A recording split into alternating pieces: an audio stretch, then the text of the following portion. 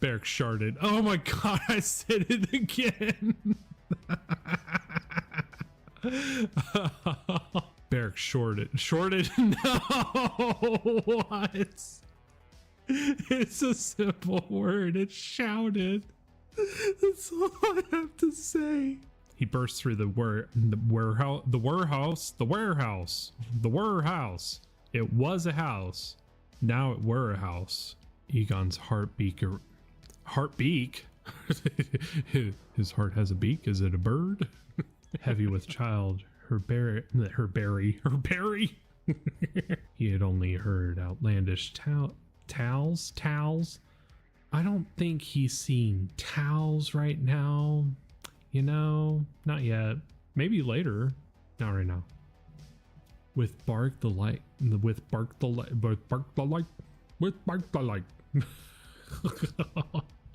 Her eyes snacked. Man, her eyes. They got a snack, dude. Num. Wind coursed through the innumerable, man. Come on. Rest so they could make it. What time? What? They're gonna make time? Can I make time? I'd like to make time. Back to the rest to see. To the rest. No, to rest. God. The still compiling the duty Rossford.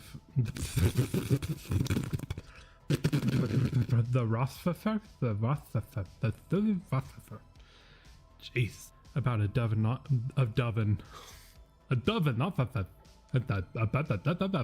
Do you usually make first impressions? No. About a dozen officers were scattered.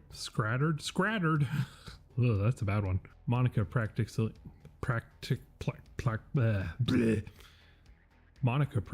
swallowed it whole. Wow, hairball. That didn't impact the case. Why was my mouth preparing to say that didn't impact the case? Do you know what case is? I sure don't. It was lukewarm, but nonetheless. Oh no, the accents are starting to. They're starting to bleed into the prose. Oh, it's happening again. Oh crap. After a moment, Amanda. I think I said Amanda. Yeah, that's not her name, dude. The third was a man in a tall, crisp gray suit. Wow. Yeah, it's a tall suit. He's a little shorty though. With that, a journey like hers would only mast. Oh man, it's only gonna mast a matter of seconds. The third was a tall man in a crisp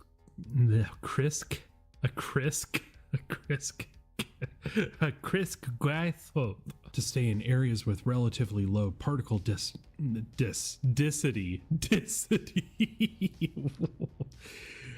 Oh, you won't get dis there, I promise. With relatively low particle density. Why do I want to say density? Like, how many times am I going to say it? I feel like that fake bubble game. With their arm red bands.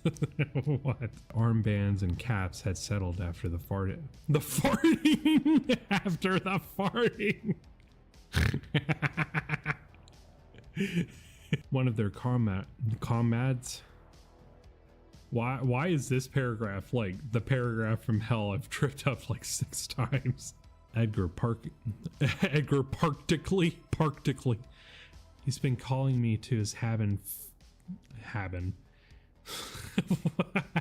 He's been calling me to his Habin what? Having a lot of stupid. So we're looking at just under 8 days till we set. Crew's growing. The crew is growing. You get the excavation. Excavate. How do you say words now? What are words? Do you know what words are? I don't know what words are anymore. The excavation I keep saying excavation true. What the hell is that? Her personal shuttle send it to lower third. Her personal subtle. No. How many ways can I mess up this line? I don't know, but I'm gonna find out now. Her personal shuttle had descended to lower. Her personal. One of the privates in my Marine platoon. Platoon. Why is it platoon? The chamber flooded with atmosphere as Ross and Fred worked on powering the down the shuttle. She turned and pulled her sword. Her swarf. What? Her swarf. What is that? She turned and pulled her sword. I said it again. No. Herself. Workers were already drifting. Oh man. Deja vu. It looked like Atmosafe advertised about a year and a half since she had seen Segure.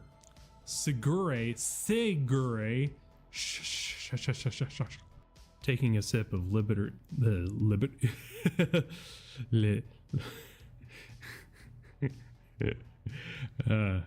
oh, that's a mess up.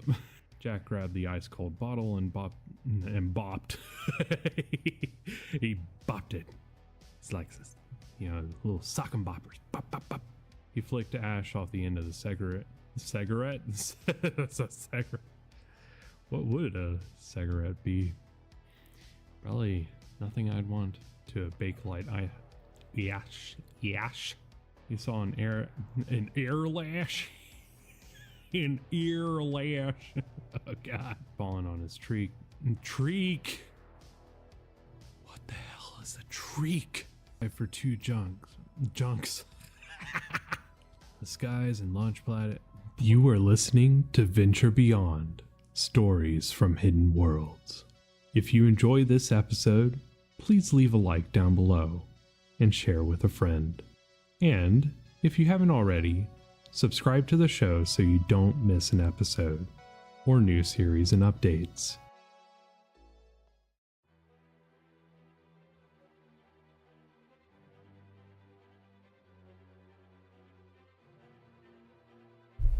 Others may not know your private meme account, Anessa, but I can see it.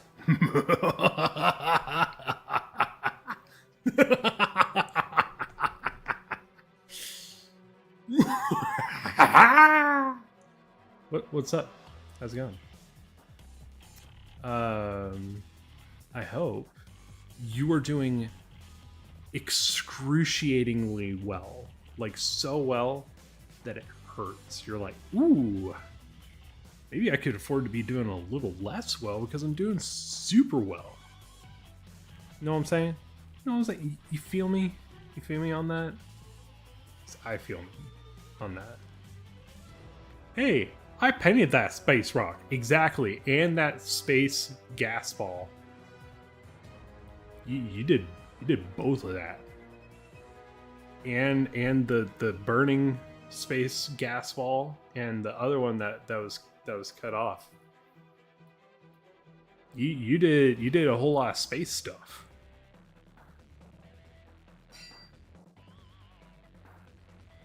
Got to hang out with dogs today. Ooh, what kind of dogs are we talking about? And are we talking about like a pack of dogs? How many dogs are we talking about? What's good? Dude, Spache from Wischache, how have you been, my friend? I hope you've been awesome. Or at least the space version of awesome. Oh man. It's been a week. It's been exactly a week since last week happened. Did you know that? In other news, I heard about this game. Kind of looks like Sins of Solar Empire, which was my favorite 4X back in the day. I have a spoiler for you. There is no 4X elements in this. This actually is a limited Battlefield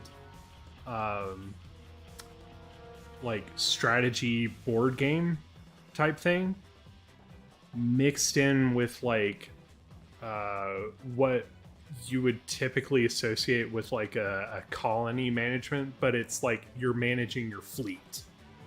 It's a very, very cool concept. I've been like obsessively watching other people play it, and I was like, I want in, because I'm always very skeptical when it comes to movie or TV show tie-in games, but you can tell the developer Alt Shift, which is I think they're a French developer, they get it. They really get it. They understood the source material. I really enjoyed the Battlestar Galactica show. Not so much the first one, but I need to give the 70s version another dive. I need to get in there. I played the first episode one day when I wasn't really like giving it, like my all, like really diving in, and I need to give it a better shot than that. But I know the show from the 2000s really well. Watched it through twice, and actually my wife Nicole is watching it through in its entirety for the first time with me. She's seen like the first half or first couple seasons before the first three. So it's a cool show. I love the show, and it's really cool to see a game that gets the spirit of like the setting so well and puts something together that like really fits into that quite well, to the point where like they could say, oh yeah, this is canon, and I'd be like, I'm not mad at all. Lots of dogs, like 15. Went to the shelter with my grandma and we got smothered. That is a lot of dog. That's awesome. I'm sitting here surrounded by fur, really.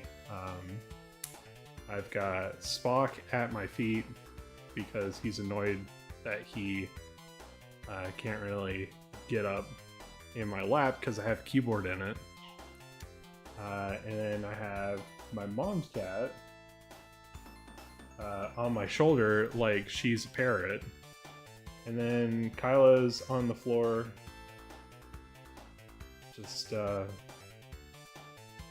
acting dejected so I can give him some food. Like, please! I have literally no food to give him right now that's quickly accessible, but doesn't keep him from begging. He's there for the long con, guys. He's there for the long con. Never watched Battlestar Galactica. I don't know how I missed that one because I watched like every other space-themed TV show when I was a kid. Right now, the show is on Paramount Plus. I don't know what other services it's on right now, but that's where we're watching it right now. I really enjoy it. A lot of people get fed up with the drama structure and stuff like that. I don't know. I enjoyed it. Even Andromeda, that one where Hercules became captain of a starship. Wow, what is Hercules doing in a starship? Yeah, and that was like one season, I think, right? Let's see. Let me show. So this is the I want to show off the store page for this.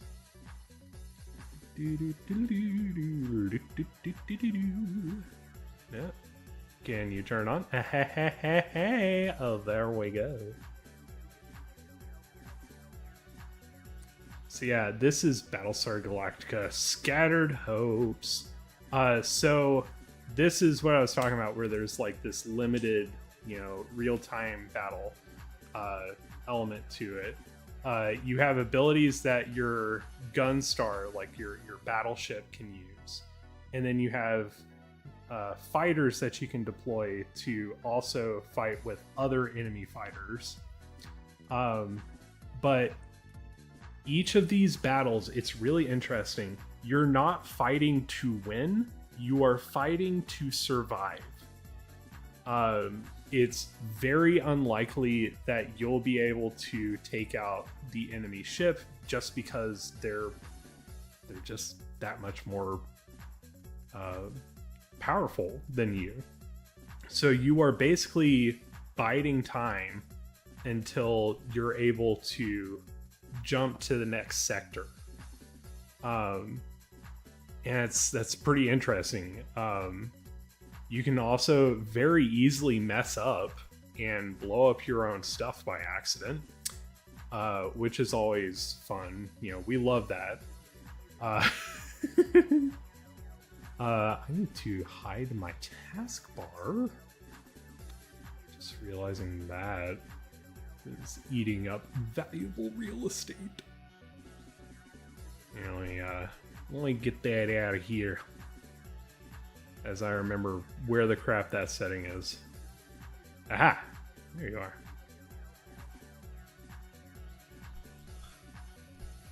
Okie dokie artichokes. And it's still showing up. That's funny. That's funny. Anyway, it'll go away once I turn the game on. I am going to turn off Le Mosaic, which is a bit of a hard transition, but it's okay.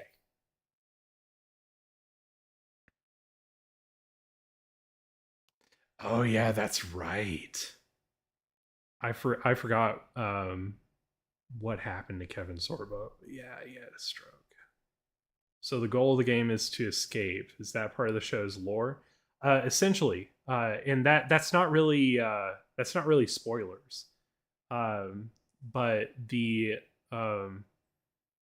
most important thing is literally surviving. It's not to win. So here's our little intro video, which they actually use the real theme song from the show. Thought that was kind of neat. So they kind of recreated the intro to the show, but in their graphics. It's pretty cool.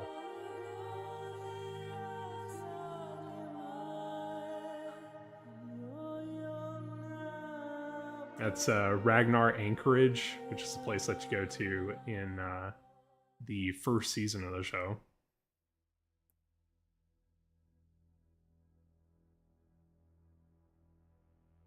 By the way, this is just the demo. I'm not sure how long the demo is. But we're gonna find out tonight. From what I hear, we've got like 2-3 hours to go here, but we'll see what we got. So these are the big bads. These are base stars that the Cylons use. You don't want to get caught by those, because they're super dangerous. So we're about to embark on a new adventure here. How are the sound levels? Can you hear anything from the game at all? Is it like super loud? Anything? In orbit around Caprica, the captain of a scattered ship witnesses the last moments of his homeworld. What once was the capital of the 12 colonies has been turned into a living nightmare. Nuclear explosion, scorching forests. There's an S there at the end. Vaporizing lakes, razing cities to the ground. By the gods. Why is nobody answering our hails? Where's the colonial fleet? Those gun stars. Why aren't they moving? Apologists to all nearby. All units nearby, requesting immediate assistance. As the captain speaks, he notices that the Drata scream blips repeatedly. Yesterday's Cylons were almost mythical. Today... there they are! Drata's contact! The Cylons, they're onto us. I repeat, please send help. Send help!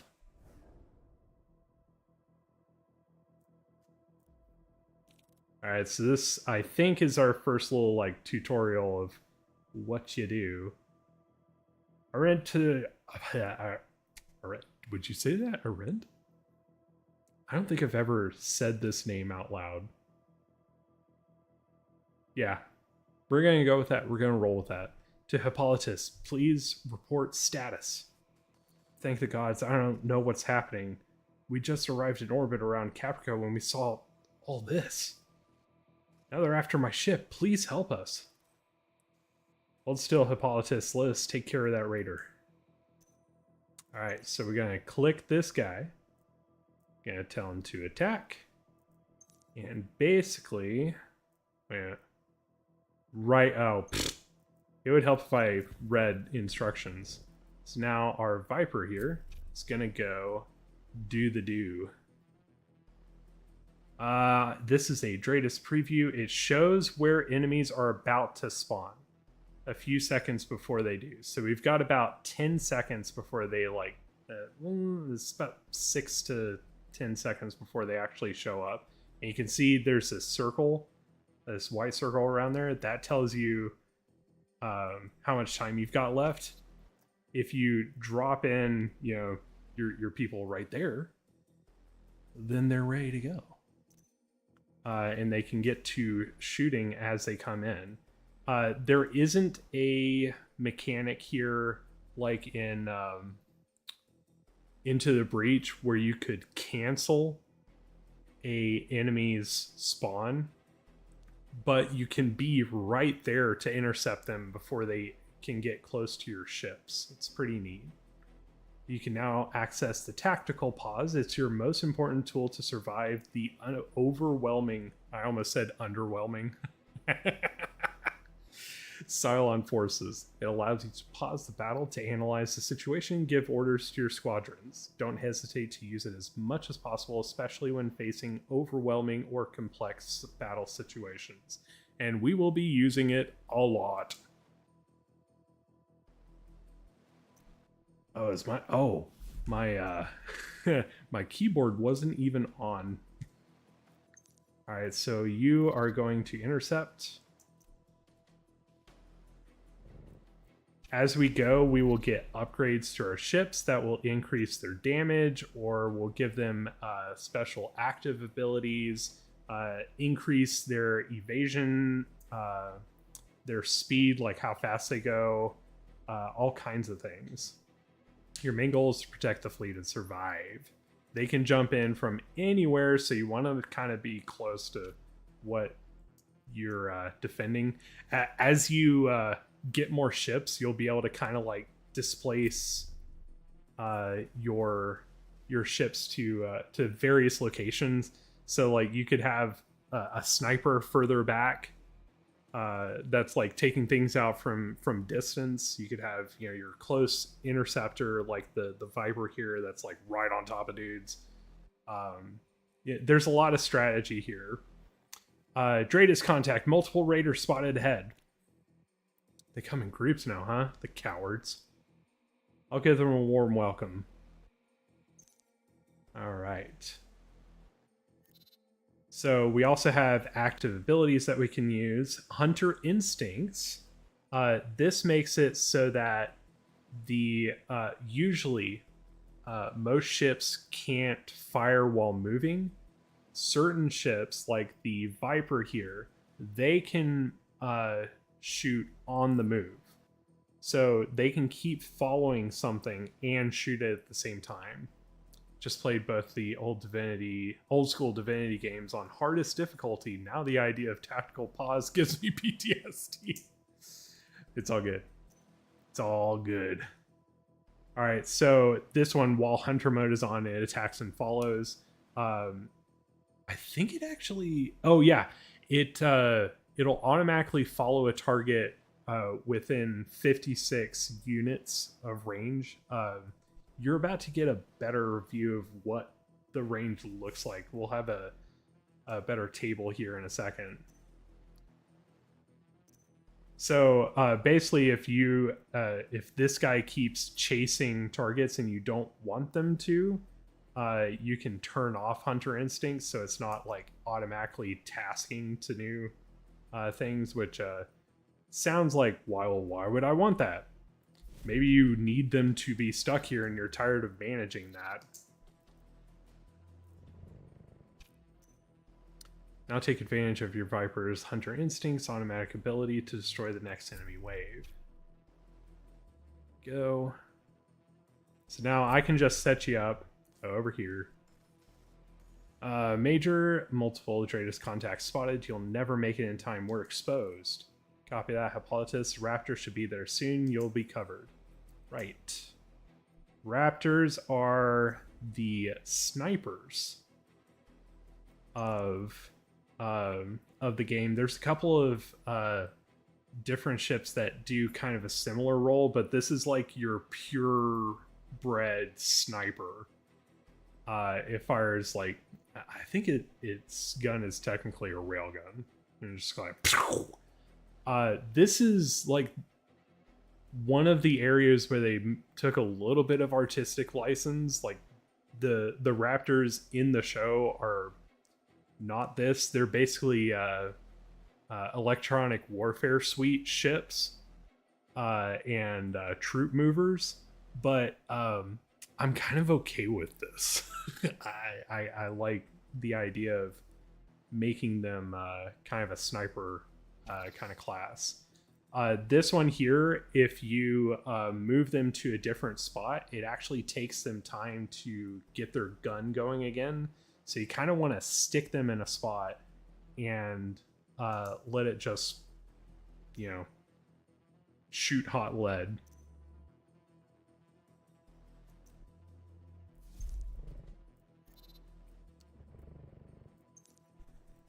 All right, let's get you over here to assist.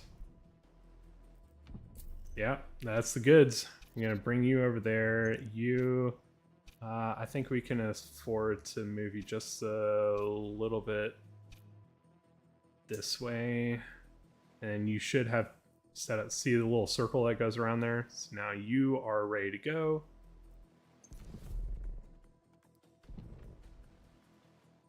It's pretty neat to see it just chasing the target. Oh shit, that's a base star. That's not good. What is this thing? Base star, not good. Alright, it's a Gunstar Scimitar requesting help.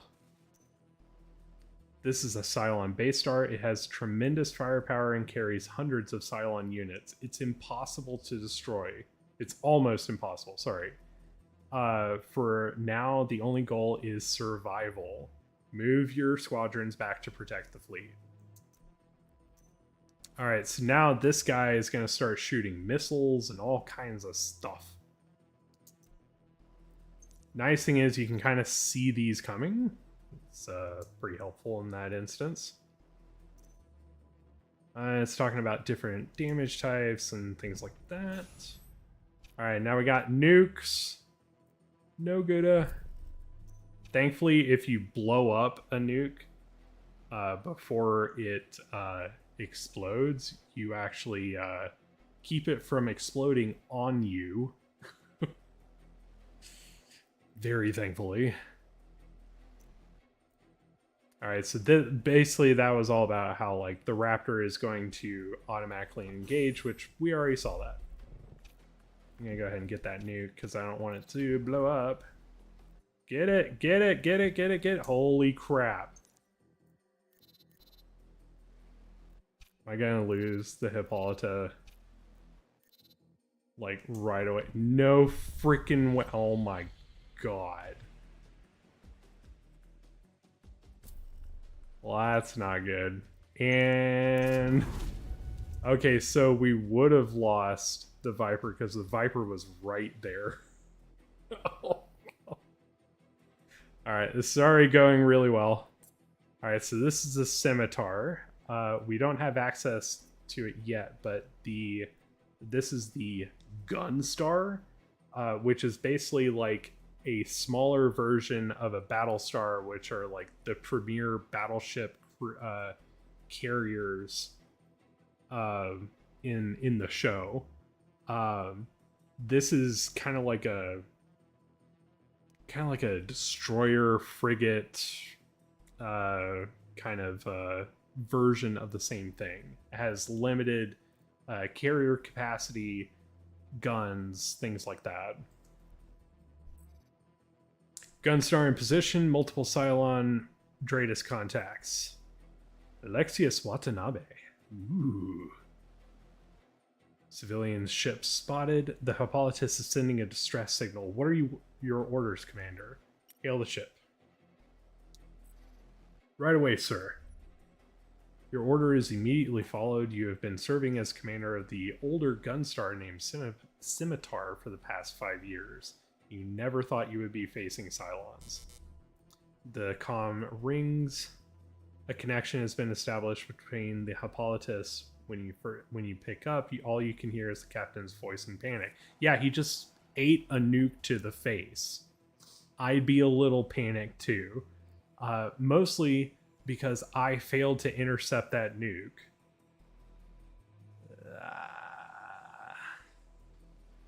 Yeah, let's try not to get our ships nuked. That'd be a good idea. Hippolytus, here are the Cylons and that thing in front of us. They're everywhere. We need help. Gunstar Scimitar to Hippolytus, please maintain your position. We are calling for reinforcements to engage the base star. Can't you just destroy it? Yeah, no freaking way. Wait until you see how much health this thing has. Negative, Hippolytus. Our ship won't make it against a Cylon base star on its own. Let's hope the base star... there's a base star... Battlestar, holy crap, patrolling nearby. Copy that.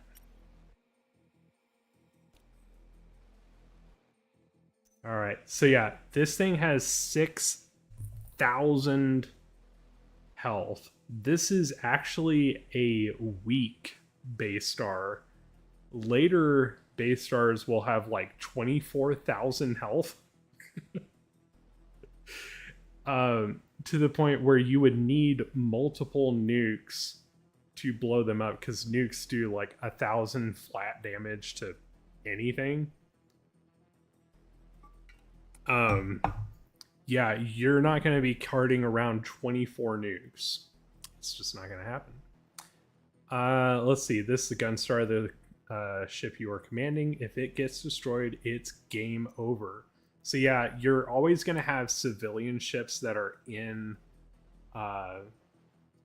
your formation here, as long as you have civilian ships left. If you really suck the bucket, you could be alone with no civilian ships because all the civilian ships are gone. But this is our friend. We want our friend to stay alive. See, already 6,000 health. My Gunstar has 1,800. Just a little bit less. Just a little bit. Gotta do some work, but I'll be lurking. No problems, Anessa. Sounds awesome. Alright, let's see what we got. We should have flak that we can deploy. No, don't move. Don't move. I need you to stay there. Gunstar Wapens. Did you hear that? Gunstar Wapens.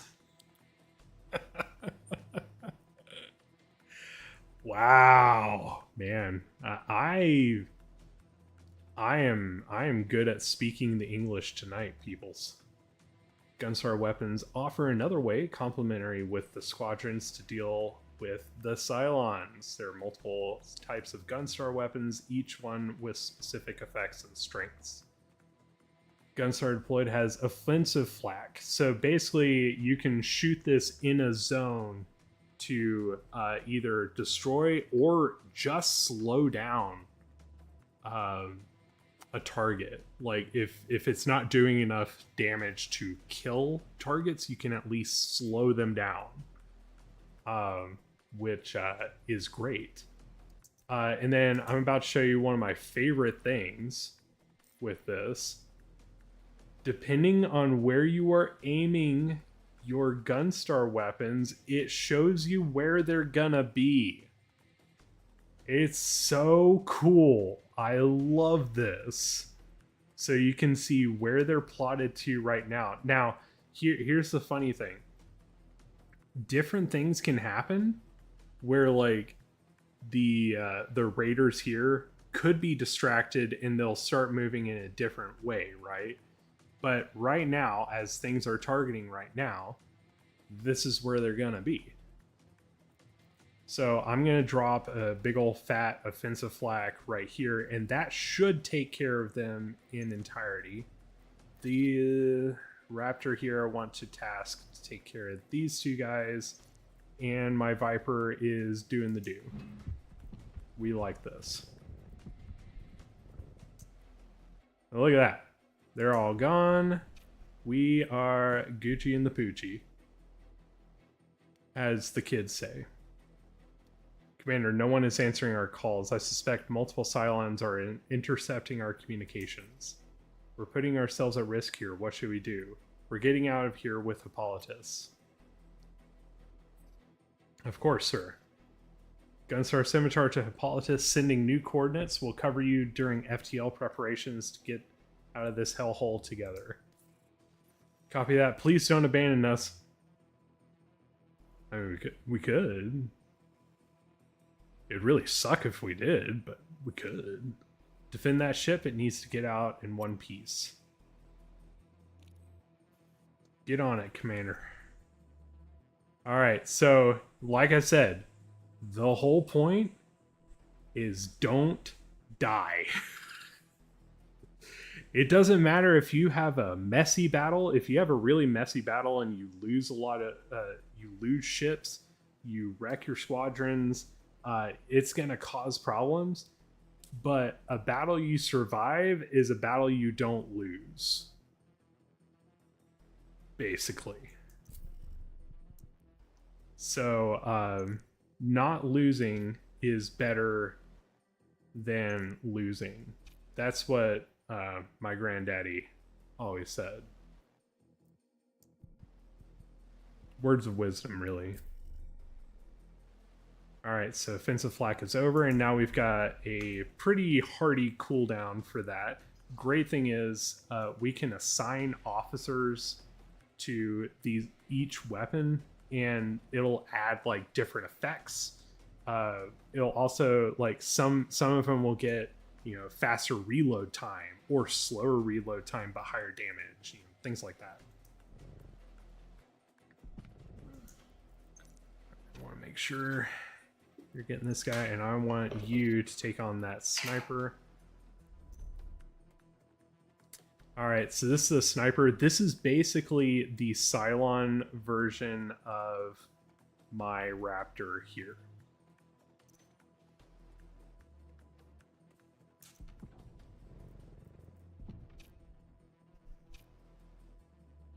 Basically, you know, if we get someone that like makes the cooldown time between Raptor shots go down, that would just be the coolest, because the Raptor does so much damage from a long distance. All right, I am actually I don't. It would be efficient. Actually, there's heavy raiders there. Heavy raiders are basically like the normal basic guys, but they have like a lot more health and they do a lot more damage. Running out of options are except for nuke launcher, but all right, we're gonna launch a nuke. We haven't received proper clearance. Protocol demands. Screw the protocols. Do you not see the planet has been fucking nuked to hell and back? We'll have to get out of here alive. Launch a nuke. Of course, sir. Alright, so we've got a squadron of heavy raiders. These guys have like 4 times the health of the little raiders that we've been fighting so far. And they do a lot more damage. Let's see, so we don't have... Oh, I do have the nuke there. I just can't access it yet.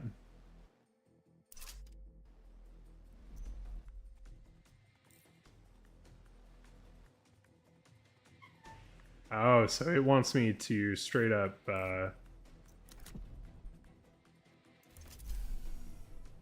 switch guns. Stop. I keep unpausing by accident. I can't find my guy. There you are. Ah! I had you. Where you at? I need to get you out of Dodge, buddy. Alright, and you guys are gonna be... right there. I need you at least just outside. We're gonna get nukey with it. Get nukey with it. That's how the song goes. And this poor ship that I let take a nuke to the face is getting really bad flashbacks to like 5 minutes ago. It was just a little bit of a nuke. Okay, so they're about to shoot a crap load of missiles, and we are about to get swarmed. Everybody's favorite. So we all win. Here are your squadron docks. You can use them to deploy or different squadrons depending on the battle situations you face. Right now, your main concern is to safely bring back deployed squadrons before the jump FTL. Squadrons that are out of the Gunstar during the jump are wrecked. Not lost, but can be repaired. Alright, let's bring you guys home, because we're about to get an ass pounding.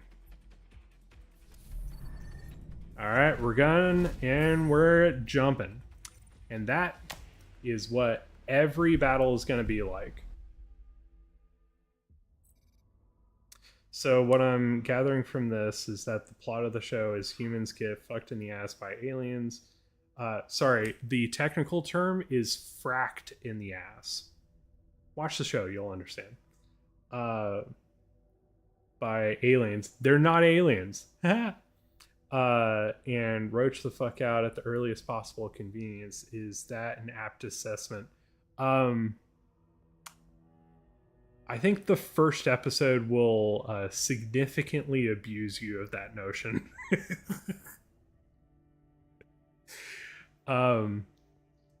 Bugging out kind of is the only solution.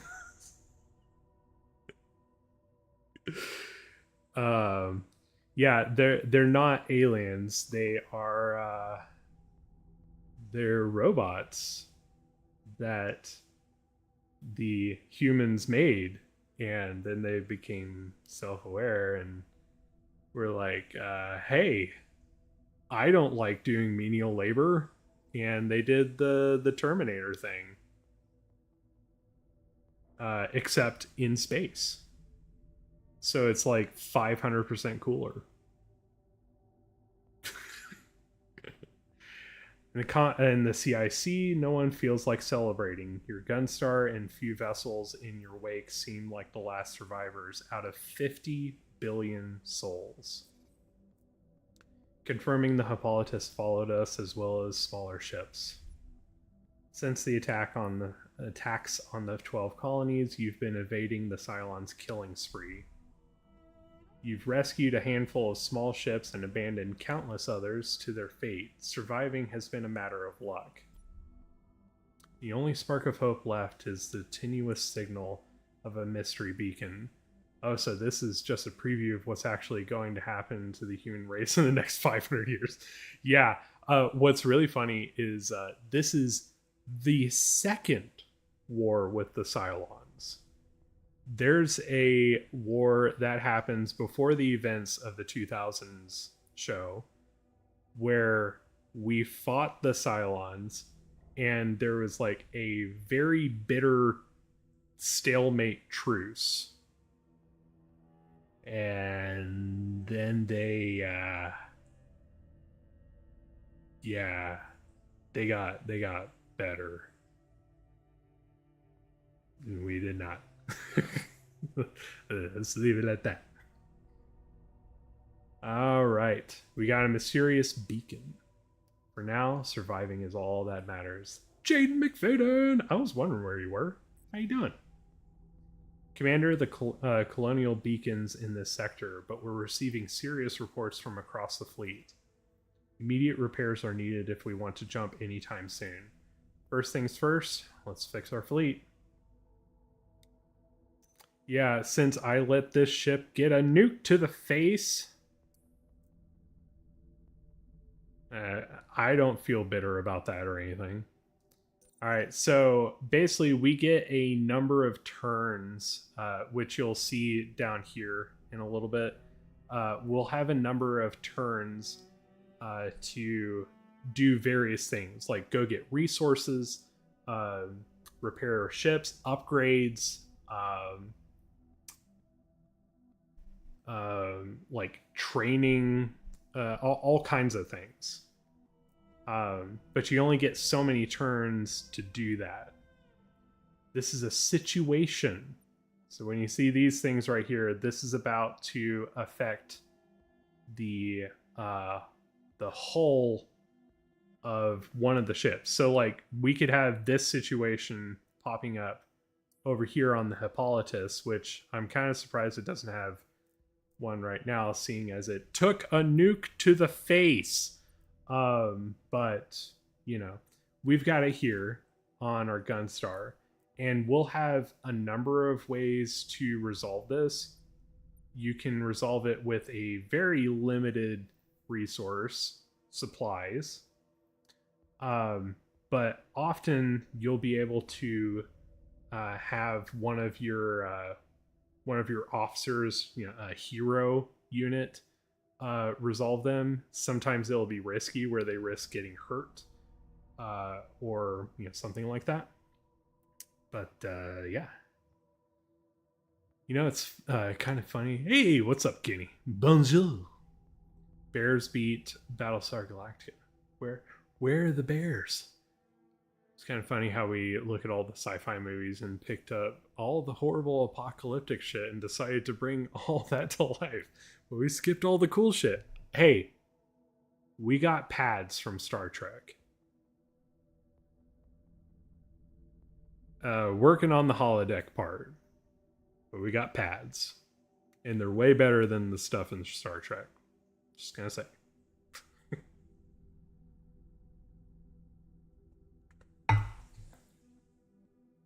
Working on the lightsaber part too, but those are catastrophically dangerous.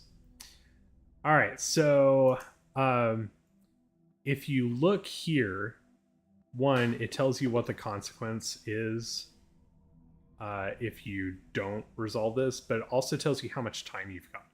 So this is an avoidable loss of 200 hull on your Gunstar, which, remember, if the Gunstar blows up, you're screwed. The game is over. But this is avoidable for 8 turns. For 8 turns, this is just going to sit and fester and stew. It won't get worse, but there are situations that will get worse if you don't address them.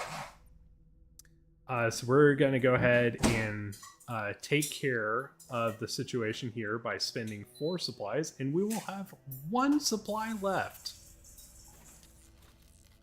That is not a lot. Oh boy, speaking of how are the rest of these not causing problems. The fleet has been through a lot to escape the Cylons. Wow! I speak the super good. The Cylons, new situations have surfaced. Take a look at those.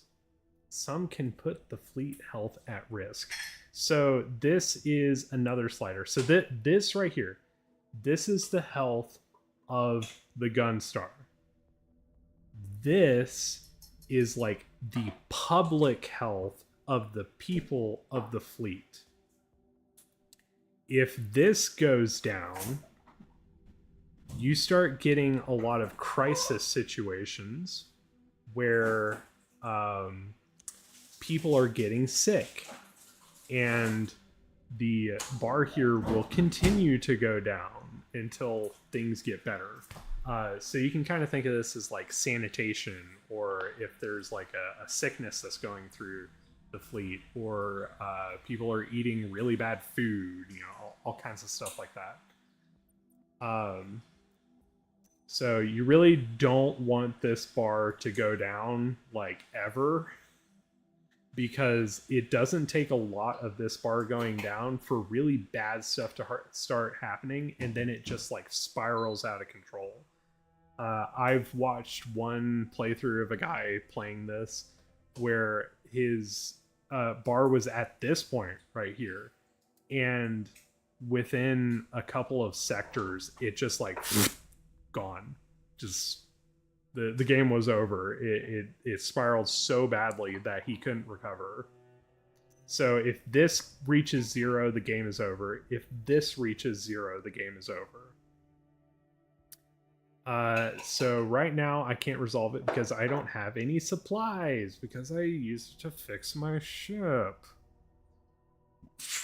According to latest reports, the fleet is running low on supplies. Wow, we got 9 people watching right now. This is awesome. With the Hippolytus and all the smaller ships under our watch, we need enough water, food, and medicine to survive out there. A scouting party was sent to the area. We're expecting an update soon. Commander, the scouts reported back. That was fast. They found the wreckage of a civilian ship. It was on its way to Toron when the Cylons attacked. There are no survivors, but the supplies aboard remain intact. A team is standing by to retrieve the resources.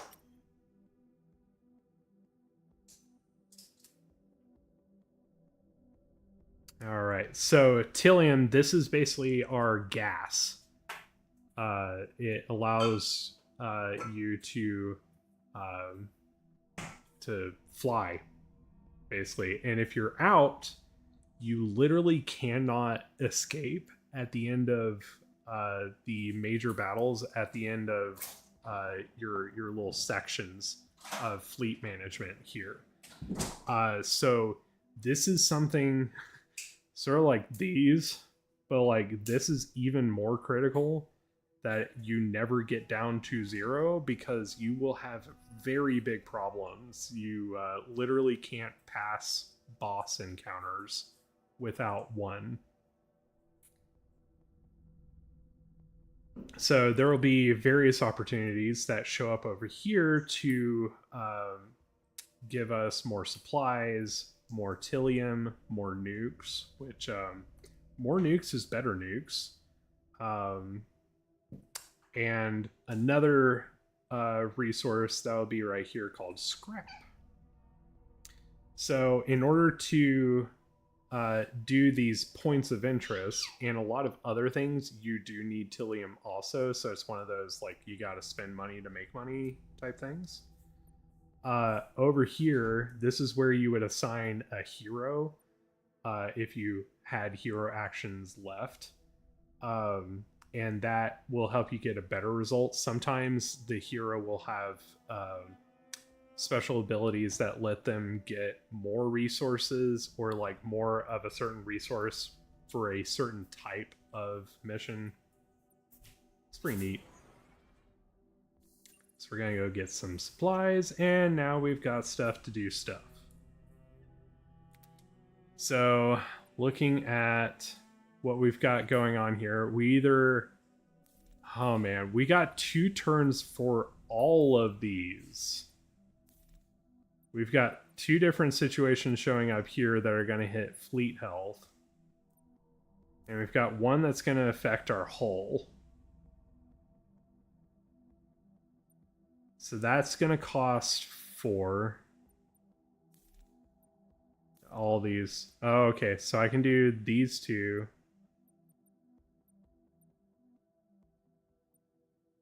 All right, I don't have enough time to resolve all of these. So I'm going to take a hit somewhere. Do I want to take it to the gun star? So if I take 200 damage, you see these little arrows right here? When you hit these arrows, these are thresholds for like bad situations happening, like crises. More negative situations will happen. My mom's cat is talking a lot, if you're wondering what that sound is. She's very vocal tonight. So I don't like the idea of taking more of a hit, because basically that, if we take 200 damage, we're not at one of those critical thresholds, but we're not that far. So if we take enough damage, we're going to be starting to like spiral out of control. But also,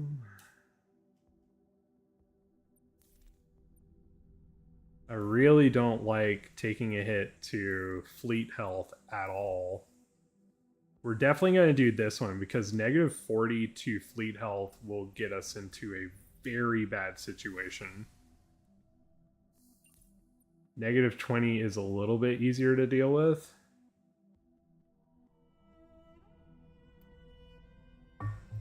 I'm going to say, yeah, basically Lucy said take the damage. Yeah, I think that's true.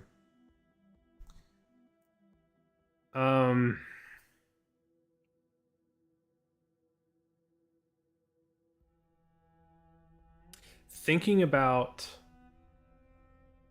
the situations that we have here and what I know about like how to work around these things, it's easier to fix the gun star than it is to recover fleet health. Fleet health is one of those things that it's really difficult to get back once you've lost it. And like I said, it's a slippery slope. Like once you start losing bad. 90% of cat language is some variation of I require food. Also, pet me. Not please pet me. Just pet me is way up there. All right, so we're gonna take care of the fleet health thing because we can figure out the hull damage here. As you can see, well, there is a button that will be here that allows you to use a resource called scrap to, which you can see here, scrap, to repair your ship. But fleet health, that's a lot harder to get back once you lose it. All Gunstar weapons and squadrons are restored in the main hangar. That's where you'll be able to level up and repair your squadrons. So let's go there and see what we got.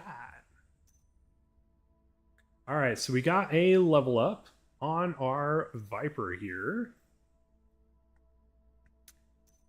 So there are passive and active abilities. You get 3 that you can choose from every level up. You also get an option to do rerolls, but they're not going to do that in your little tutorial here. The upgrades come in various rarities. You know, you can get like a legendary, a exotic. You know, thing. What? Wait, what is it? Oh, common, uncommon, rare, legendary. You know, standard array, right? So passives are really nice. What's really interesting is you only have a limited number of spots for passives and actives. So this is your active abilities that you can get, and this is your passive set that you can get. This only goes up to level 5. It's the highest your squadron, your the ships themselves can go up to. So we can get a passive that ups our damage 10. It's not bad. It's so this is already like our highest damage ship. It just has to be within butt sniffing distance of something to shoot. Like you literally have to be rubbing butts with somebody for this thing to be able to shoot. Uh, anything that increases the Viper's range is extremely valuable. A homing missile launcher, that is pretty sick. Good damage, great range, which is the biggest weakness of a Viper. With a 20-second cooldown, that's really not that bad.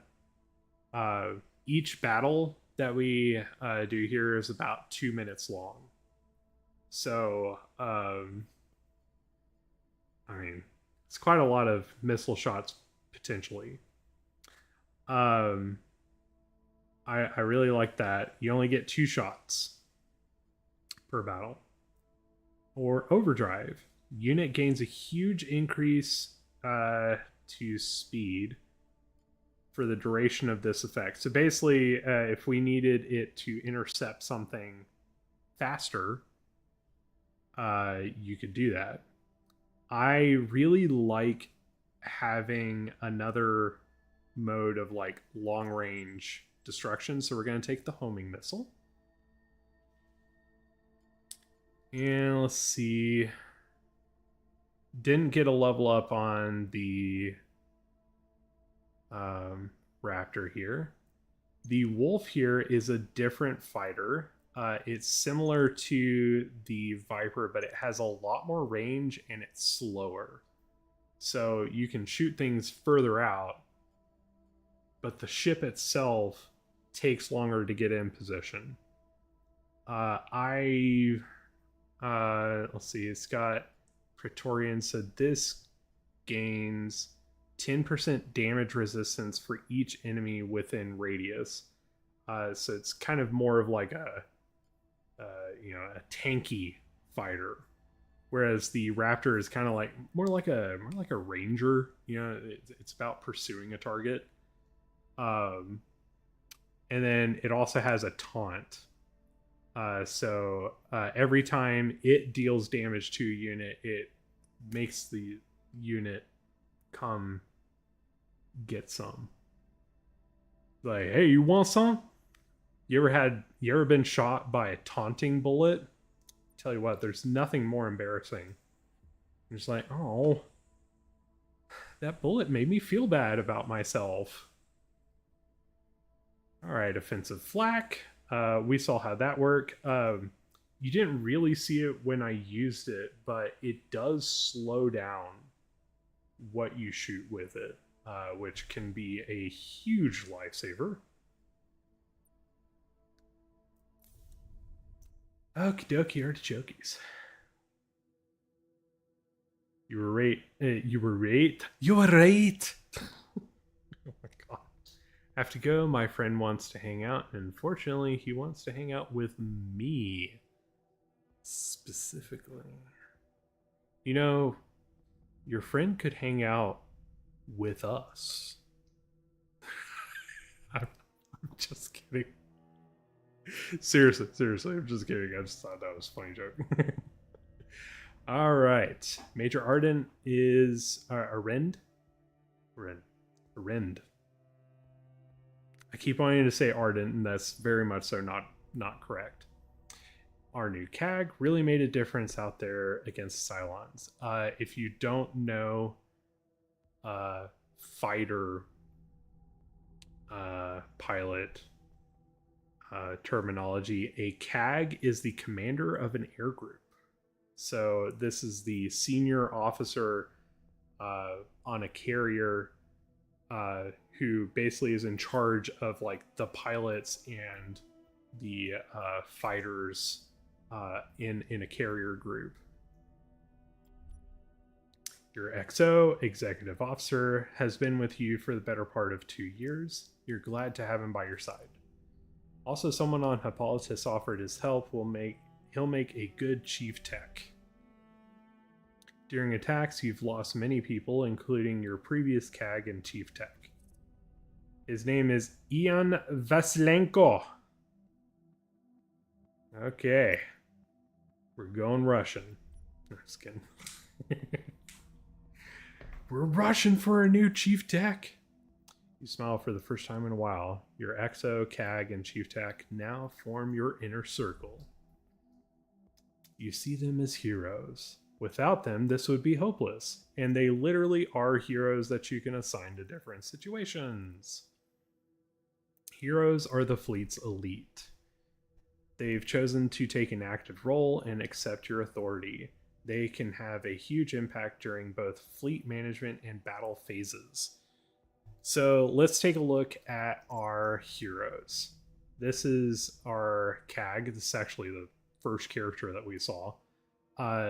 So as long as this hero is in a deployed squadron, all allied squadrons gain 3% damage per the hero's level. So the higher this hero levels up, the more damage everybody does. Good stuff. What's cool is you can see like what colony did they come from. Little details like that. You can see how much experience they got, health, stuff like that. So you've got a little icon here that shows how many action points they get. I haven't seen heroes that have more than one, but I'm sure that's out there somewhere. Oh, you can also see where their morale is at. So if they have really good morale, you actually open the possibility of them going through a personal arc. If they go through a personal arc, they can actually get a special upgrade that makes them like a boss unit, right? Like I'm talking about like they get way more resources when they go on resource missions, or they increase the damage of everybody way more, all kinds of stuff. It's life-changing for a run of a game. Let's take a look at our chief tech, Ian Vasilenko from Aquaria. You might notice that the names of the colonies are related to the zodiac.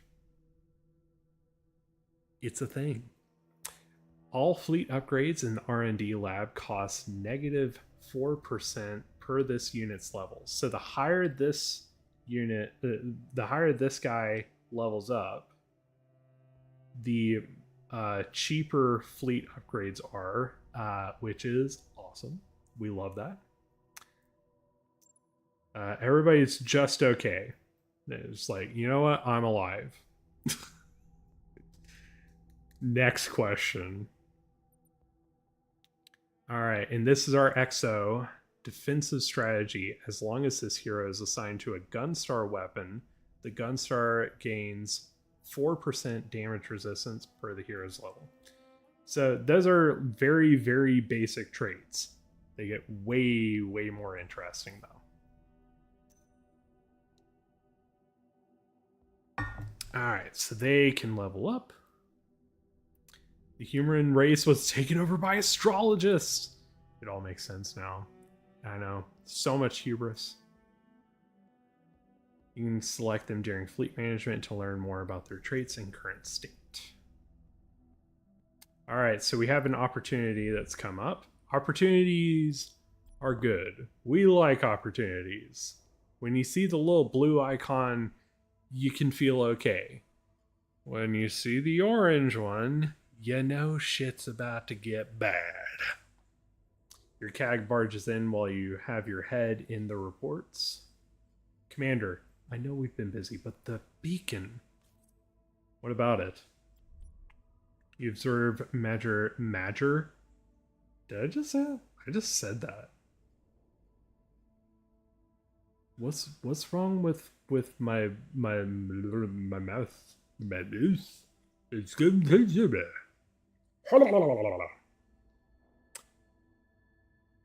Okay. Can I speak again? We speaky? My goodness.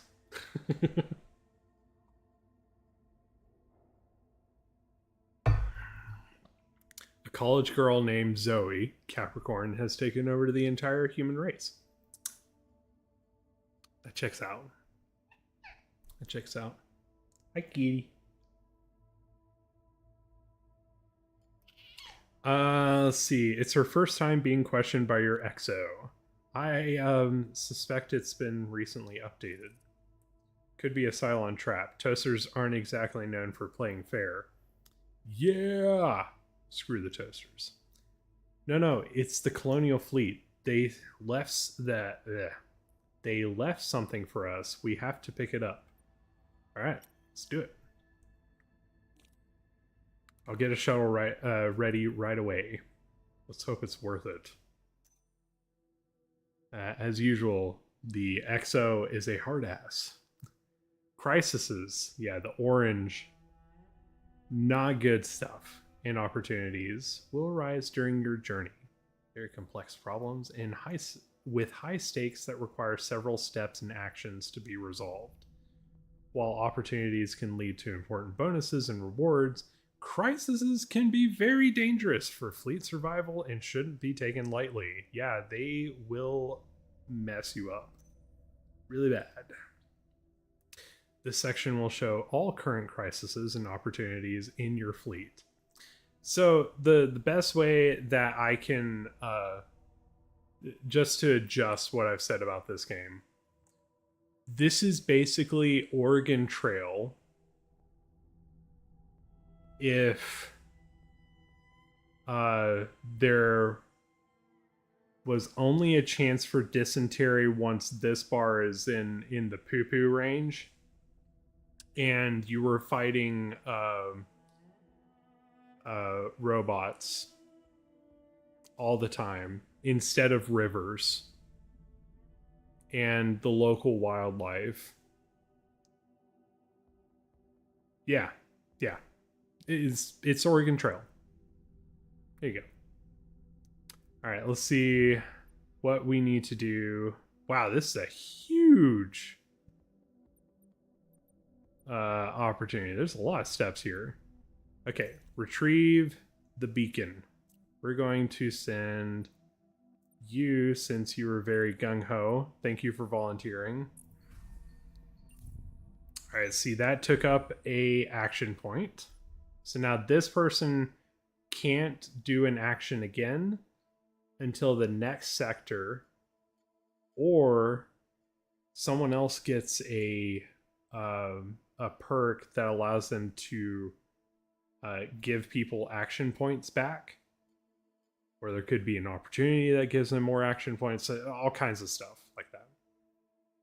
After the team explored the beacon, they returned to the Gunstar with a data set. Your CAG and Chief Tech analyzed it and are reporting back. Oregon Trail with 50% more space battles. At the very least. At the very least. I'm confused, sir. It's just an old data set. By the looks of the beacon, the data set was used during the Cylon War. The first one, I mean. 40 years ago, the 12 colonies were at war with the Cylons. Suddenly, the Cylons retreated and disappeared. Until today. But you were right, Major Arden. The dataset has been updated recently. Very recently. Can we manage the read inside? Wow! Can we read the message inside? No, the encryption is brand new. We need to find a military outpost. With a bit of luck, they've received the latest access keys. On it, sir. So, just to help you understand like how a typical run would go, this is like a very hand-holdy, guided, look at like how the game works, right? The actual runs themselves are much less hand-holdy. You're not being pushed down a narrative path as hard, right? There's definitely a narrative that's going on for every run, but it's not as not nearly as scripted as this. So there's a lot more like holy crap situations that can happen. Ooh, our CAG just got a level up. Let's see what we got. Because they could get something that gives them an action point back or something like that. All right, so we got veteran pilot, more hull for the squadron that they're on. That's cool. Travel planner. They get an extra Tilium every time this hero resolves a POI with a Tilium reward. So they basically get more gas when we're getting gas. It'd be like if you sent this person to gas up your car and they came back with more gas in a gas tank. Not just in your car, just like in a gas tank that they brought back. They probably stole it from another car. They just like ripped out the gas tank from another car and they're like, here's more gas. It's like, oh my god, are you wanted by the authorities? Fast reloader. Assigned Gunstar weapon gains negative 10% cooldown. I don't love this as much. I would normally love this, but they're not on a Gunstar weapon. They're in a squadron. And I don't want to pull them off because them just being in a squadron out on the battlefield, they make everyone do more damage. Especially now, because they're going to make everyone do 6% more damage. And 6% more damage is more than 0% more damage. Just in case you didn't know. I'm going to take Travel Planner, because this is nice to have more hull. But getting more Tilium, which is always a very limited resource, is going to keep us from being in trouble zone. Typically, having someone that can get more of a resource when they go on a thing is it's really helpful. Keeps you from getting into bad situations. Okay, let's start assigning people to different things. Since we have that option now. Let's see. I could put you on the Viper. I know every mission I'm going to have the Raptor out. So I'm just going to put you on the Raptor. Because I like having that sniper capability. So for now we're going to do Viper and Raptor.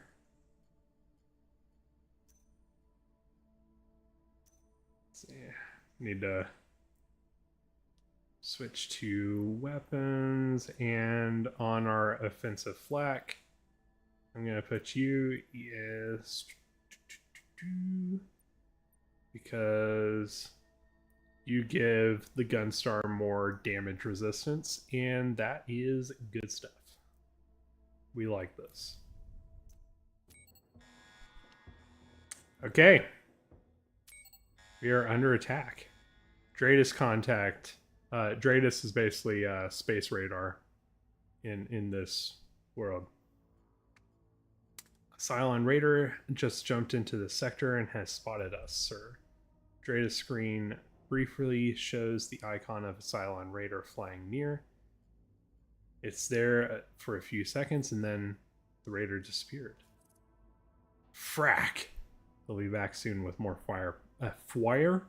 firepower. Oh, God. I speak the English super good. Someone gasps in the CIC. Fear is palpable. But how did they find us? There's no way they can trace our FTL jumps. Requesting permission to spool an FTL jump to the next known area, sir. We can't stay in this area, sir. Looks like they're everywhere. We need to get the fleet far away and fast. You never thought you would abandon your home planet one day, but here you are. There's only one way to get away as fast as you need to. Plan a jump anywhere past the red line. What? The red line. Beyond this theoretical limit, all FTL jump calculations are highly uncertain. Any jump with this setting can be deadly. You think the EXO did it? I think you might be right, Kitty. Definitely. You look like the type that would be like, by the way, you want to fight? Mirror. Rob her. Mirror. Sir, crossing a red line could send us crashing into a star. Don't crash into a star, but do it. Right away. CIC falls into silence. Your EXO breaks it by shouting orders. Setting the fleet to condition 1. Commander, all systems are ready for battle. By the way, if you don't know, a little bit of Navy terminology. Condition 1 is basically like active battle ready status. Like we are ready to fight because the fight is happening. Condition 2 is basically like basic alert status. You're you don't have people out on the battlefield ready to go, but you're constantly watching. You're on active deployment, basically. All right, Cylons have found the fleet. Let's go do it to it. At the start of each battle, you can select squadrons or Gunstar weapons to deploy. Deploy as soon as possible to be ready when the Cylons arrive. Your Gunstar has 2 squadron docks. Click on a dock to show available squadrons, then select one to be deployed. Alright, we want to go ahead and slot the nukes, even though I'm not planning to use it. Condition 3 is definitely space dysentery. It's true. Alright.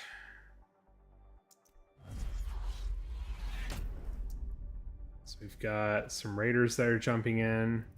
I want to go ahead and set our sniper with the diaper over there with a girl named Piper. Hey, it's fulfilling destiny. How you doing, buddy? Silence of the fleet. Fly away, Battlestar. Flying away, no. Multiple Dratus contacts. Let's do it, do it. We got this.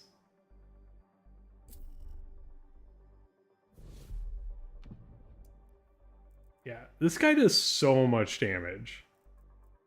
But, wish you were a little bit faster. Alright, I'm gonna put you a little bit closer here. Or no. I want you to shoot from there, and then I'm gonna try to intercept this guy. That worked out pretty good. That way we're not overexposed. On this side, I still have you set up to help cover that flank. See, I don't think I need to go super crazy yet.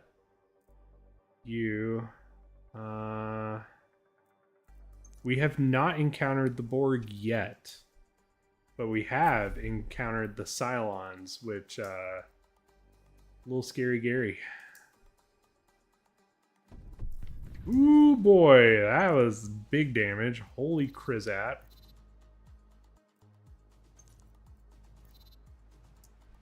Don't love that.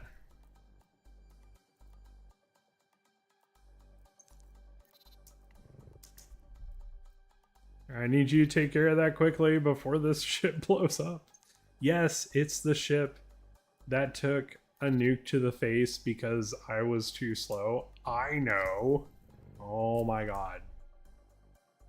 Oh, it just magically got a lot of health. That's actually pretty sweet. I'm cool with that. If you want to do that more, be helpful.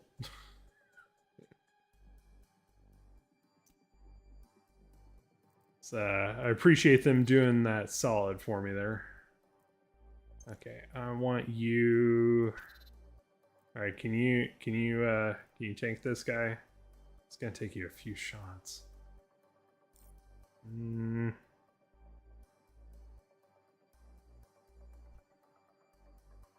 I don't like that you're having to tank that long. Let's go ahead and whip you in here.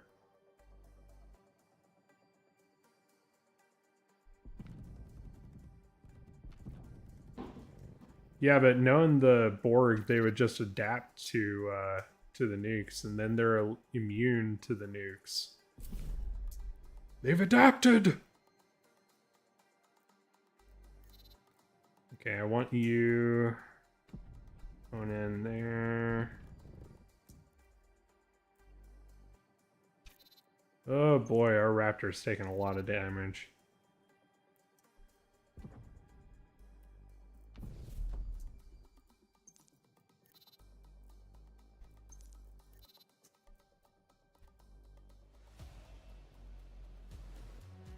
Okay, we're almost out of here. Yeah, let's get everybody back. Get into the ship. Let's see. No, not yet. Oh, I took it offline. Holy crap. That's not good. Alright, we're about to be able to jump out of here anyway. Alright, let's go, let's go! I don't want to take more damage. Okie dokie. So that is the end of our first, like, official battle. So when you have... at the end of the battle, at the end of each sector, you can choose from one of these blessings. You could get some Tillium, which, you know, it's always nice to get some gas. You can get more... Ooh. Getting some free hull points back would be really nice. We'd be, like, over-repairing, but that's kind of nice. Or we could get the Raptor some extra experience. That should... It would get you close on a level up. I kind of love that. Because there's other ways to repair the Gunstar. They're expensive, but there's other ways. They've locked onto us with nukes? Really?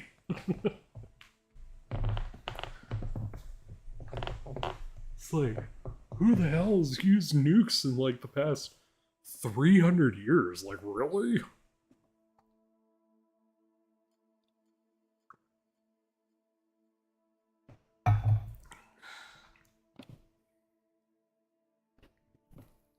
All right.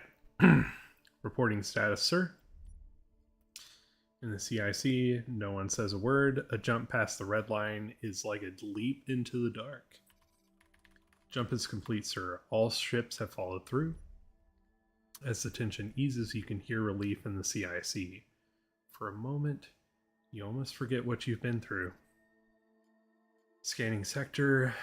Dratus is detecting a military structure nearby. We need to check it out. Find the encryption key. We better hurry. Who knows how close the Cylons are. Alright, get in there. Alright, so this will basically push forward the opportunity that we have going. Let's see. That's the outpost. Explore it to advance the ongoing Scattered Hopes. So we need to... this is one of the ways that you... can complete objectives on here. Sometimes it just wants you to investigate a certain type of point of interest or a certain type of other kind of objective. See, I don't think you got a level up.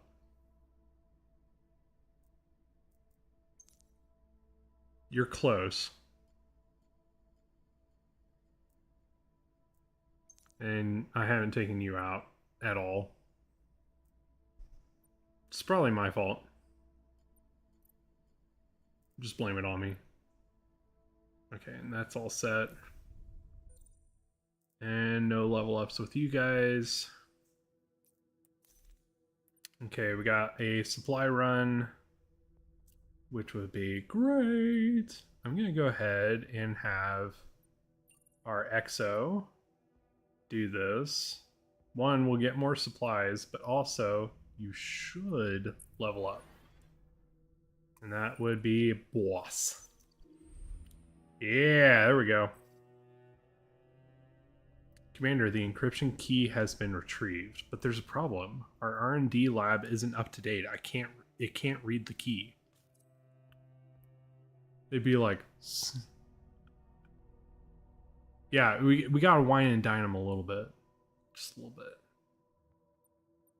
Alright. We're gonna upgrade our stuff.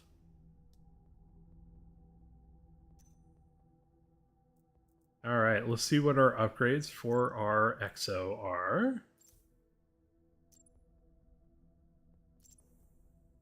See, assigned Gunstar gains, weapon gains negative 10% cooldown. That is awesome.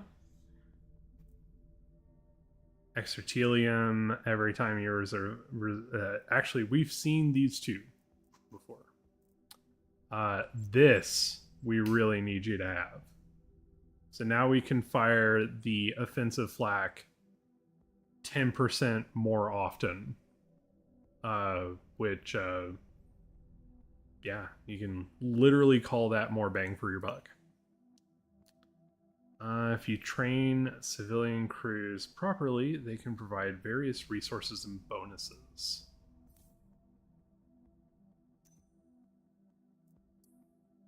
This is the current efficiency level of your civilian ship. This is a mining ship. To level up a civilian sheep efficiency, you need to train its crew. Every time you train them, the ship will gain 30 EXP. But one turn will pass. So over here is our turn indicator. So we've already used up one turn. We've got 5 more turns until the bad thing happened. Alright, so now we're going to get our scrap. Scrap is how you repair ships, how you repair your fighters, you use it all the time to resolve various situations and crises and stuff. You also use it in shops. Supplies you also use in shops. Yeah, scrap and supplies are kind of your money. It's as close as it gets to money in the game. So every time we do a jump, this guy's just going to give us 30 scrap. It's pretty nice. If we upgrade this guy, he'll actually give us more. So we'll have like kind of a steady income of scrap coming in. All right, let's take a look at the R&D lab. All right. We need to... So you need to do the fleet logistics to continue on this current objective. Don't have enough scrap though.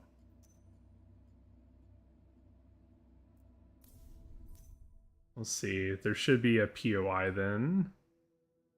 Oh no, it's going to show us how to do emergency recycling. So, if you are really close on something that you need to resolve, you just need like 20 more scrap and you don't have points of interest over here. You just need to like squeeze out 20 scrap or squeeze out 3 supply or 1 Tillium so you can actually survive the next battle. You can come here and do like emergency production. This takes 2 turns though. So you don't want to use this, but it can save your butt at a very crucial moment. Especially when you've got the time, like you have 2 turns that you can use, and you just need that little extra bit. Sir, the Gunstar Live has been upgraded. We'll start decrypting the message at lunch. At once, it'll take a few cycles. Sure thing. Learn the basics of Battlestar Galactica Scattered Hopes. You still have 2 turns before the Cylons arrive. Use this time to prepare your fleet. You can also assign heroes to Gunstar weapons or squadrons in the hangar. Resolve POIs or situations, level up your squadrons, and all that good stuff. The fate of the fleet is in your hands. So what do we have here? Okay, we have a opportunity to get another ship. This would be a botanical cruiser. Those are awesome because you can get free supply every time you do a jump.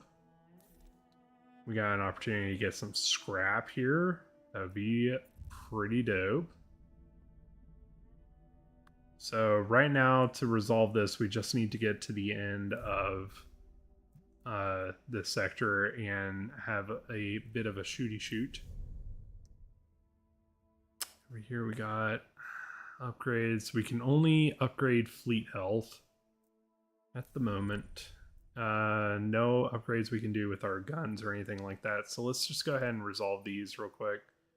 I'm going to shove you into this. Go get that ship.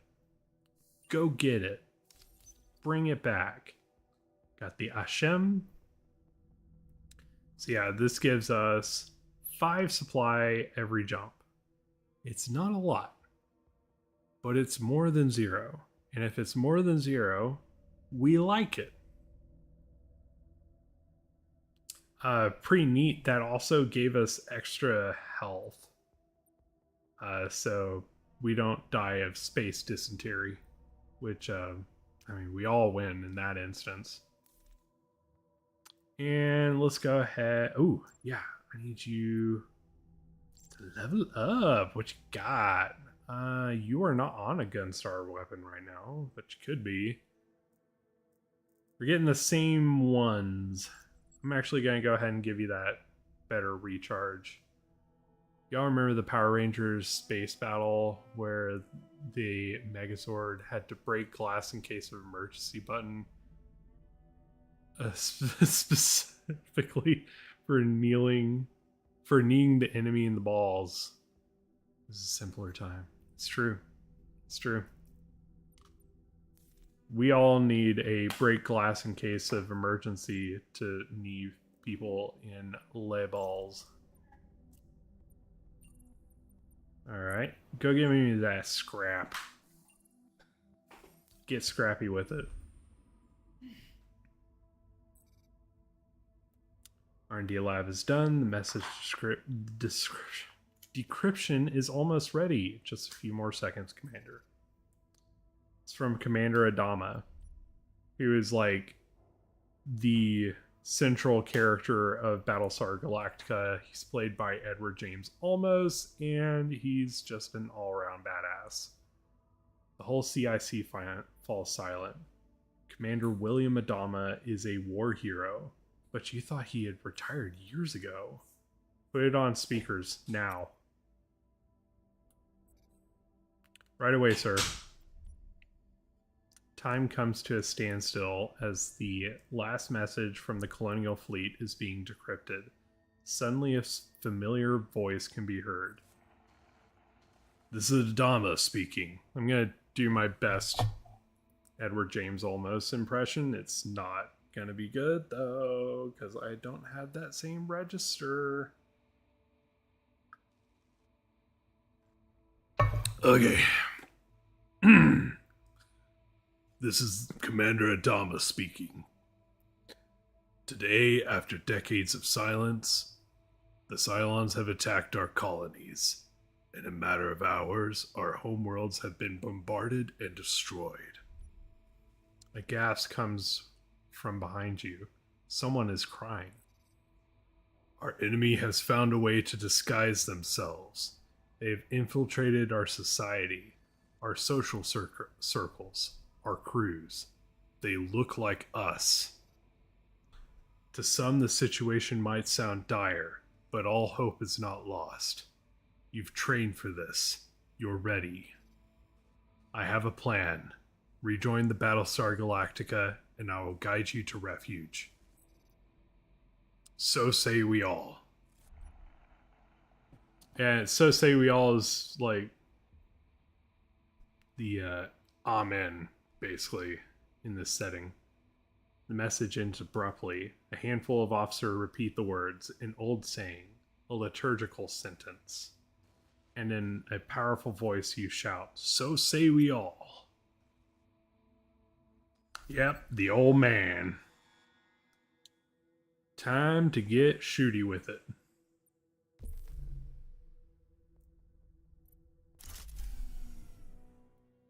All right.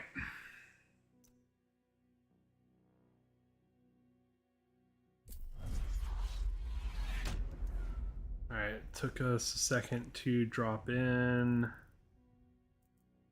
our fighters. We're going to go ahead and send you out to intercept, and I kind of like you being at the 100 to 150 mark, kind of around here, because then you can kind of take out like anything around there, and I don't have to move you that much. Let's see, so we're still waiting for offensive flak to charge up. This is a frigate. It's got 6,000 health, which is more than we can deal damage. It doesn't have any special abilities, but this class of frigate focuses on attacking with long-range units. So we're going to be looking at raiders, heavy raiders, snipers, and Tempest. I hate Tempest. They suck.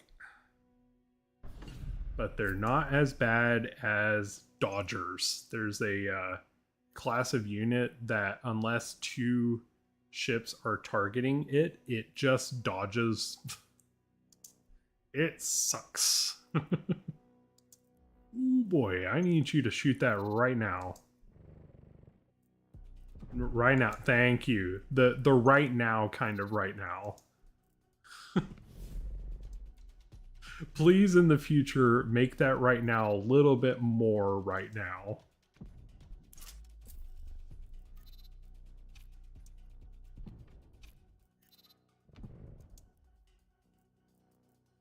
Alright, let's not forget that I do have that missile.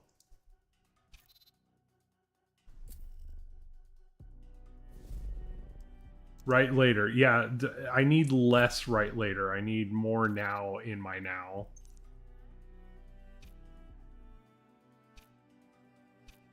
Let's go ahead and move you a little bit closer.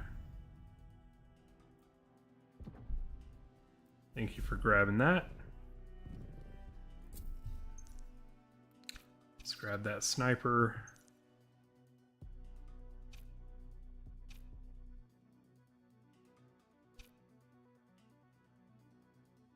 I love the music in this.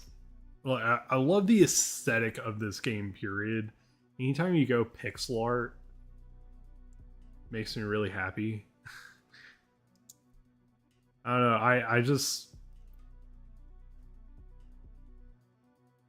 I'm just so into this game, man. It was made for somebody like me. You know, a little bit of management on the home space, a little bit of, you know, high intensity space battles. And this right here, if you think this is as intense as this gets, you have seen nothing. This game gets freaking wild. Just units all over the place. And you gotta just do it. You gotta survive.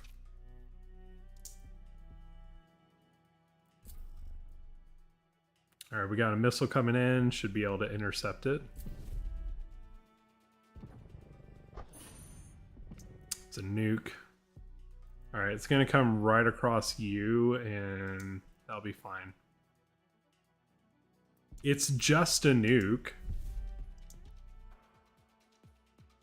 All right, let's go ahead and use the flak, because I don't want to have to send you all the way over there.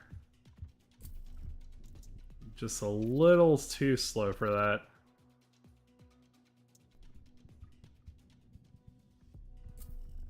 I love how the offensive flak looks, man. It's a good time. Get it, get it, get it. Get it, get it, get it. Get it. Come on. I need you to have more getting in your getting. Thank you. Get more getting. Alright, you take on that heavy raider. Alright, you're good. Just take this guy out when he pops in. Now again, I could try to take on this frigate. I could try to blow it up. I only have 2 nukes, and each nuke only does 1,000 damage to each target in its radius. So yeah, I'd be able to do like 2,000 damage, and then I gotta pick up the bill for 4,000 damage while trying to manage like more things spawning in. It's just not gonna happen. I'm sorry. I know you want it to happen. It just isn't. Okay, you're gonna take some damage. I don't love that.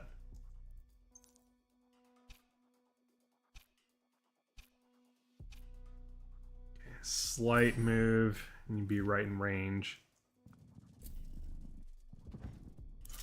Okay.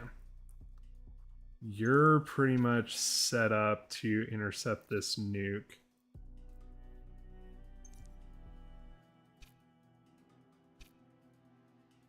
Alright, now you can get that sniper, and that heavy raider is going to be gunning right for you, because it seems like heavy raiders really like to go after the sniper units. Alright, and you go ahead and take care of that. Thank you.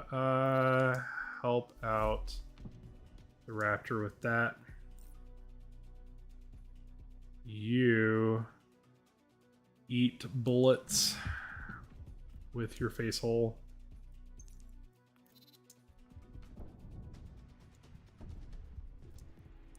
Alright, we got more missiles coming in. Holy crap. We need to get out of here. Yeah, you go ahead and shoot that and then come home, please. I didn't realize how long we'd been here. Alright, we should be fine. Get in, get in, get in, get in. And we're out. Woo! Just a little bit of damage to the Ashem. That's okay. Alright. Tutorial is over. We are officially in game time. No more tutorial. Alright. So what do we want to do? We've got scrap that we can get. Got, ooh, a lot of supply we could get. That would be super helpful. We absolutely have to do this. We need to get more Tillium because we only have one. So the thing about Tillium is we have to have it in order to go on these. So if we don't have Tillium at all, we're just never gonna be able to get more resources the easy way. So yeah, you kind of want to focus on that. If you have like less than 5 Tillium, I would always say if you have a Tillium opportunity, freaking take it. Okay, so we have 8 more turns. If you look at the little slider here, we got 8 more turns until our next battle. This right here is the not fun times. In one more turn, we're gonna have a crisis, and that can make really bad things happen. You're about to see what that means. So yeah, we got the scrap. I don't think anybody got an upgrade, right? Yeah, not yet. Viper almost did. And so did the Raptor. I'm proud of you. Please get more upgrade next time. All right, we have access to a new thing here called the bar. Bar is somewhere that is a good idea to go to at the beginning of each sector, because sometimes you will get an opportunity to basically get more resources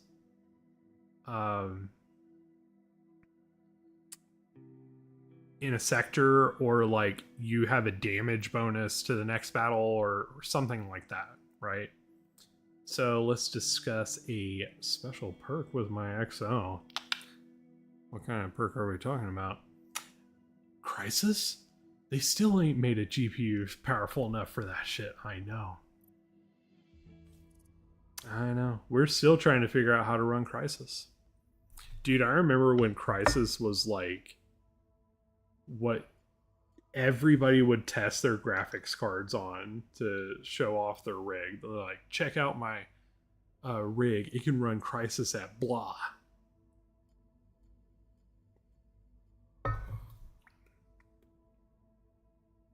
The bar. I know that place. It's where everybody knows your name. You know you wanna go. Commander. I've met an interesting fellow here. A scientist, expert in armament systems. She says she could help with upgrades or even new systems for the Gunstar. What do you say? I like the sound of that. Okay, so we have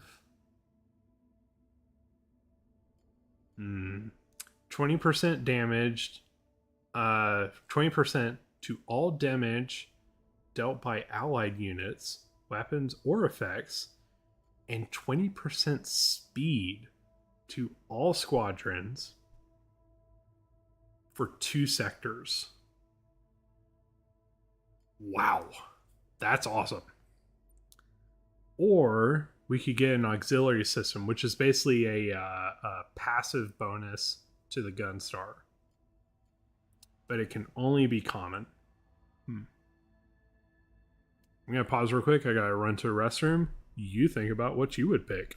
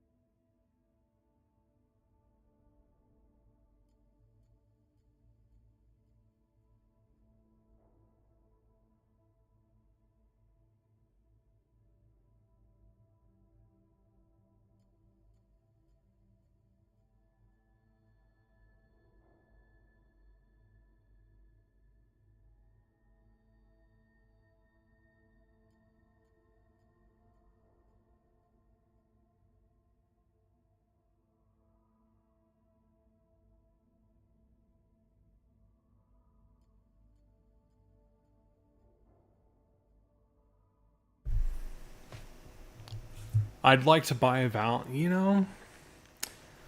I kind of agree with you. Let me buy a Val. You guys got any cues? Sir, that's not a Val. You heard what I said. You got any cues? But you understand, you don't have to buy that, right? You got any or not?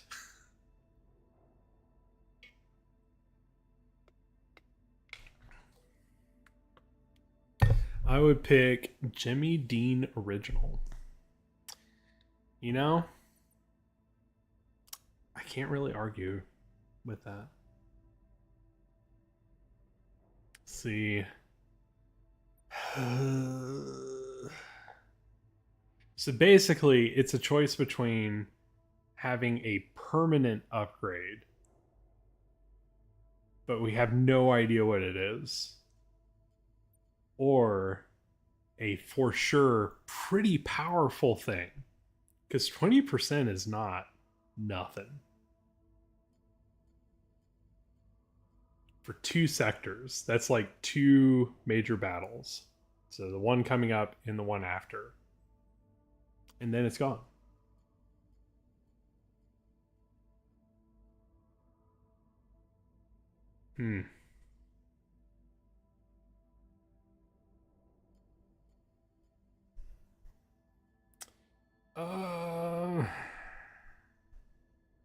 If this was later in the run where battles get like really difficult, I think this would be the better choice. Like it's like, man, I'm already drowning. I really could just use a huge damage boost and speed boost to help me like get the edge back. Especially once they start throwing freaking dodgers and infiltrators at you that just make the game miserable. I like the idea of a permanent upgrade now that'll stick with us. We'll see if that was worth it. See, all squadron weapons gain 25% range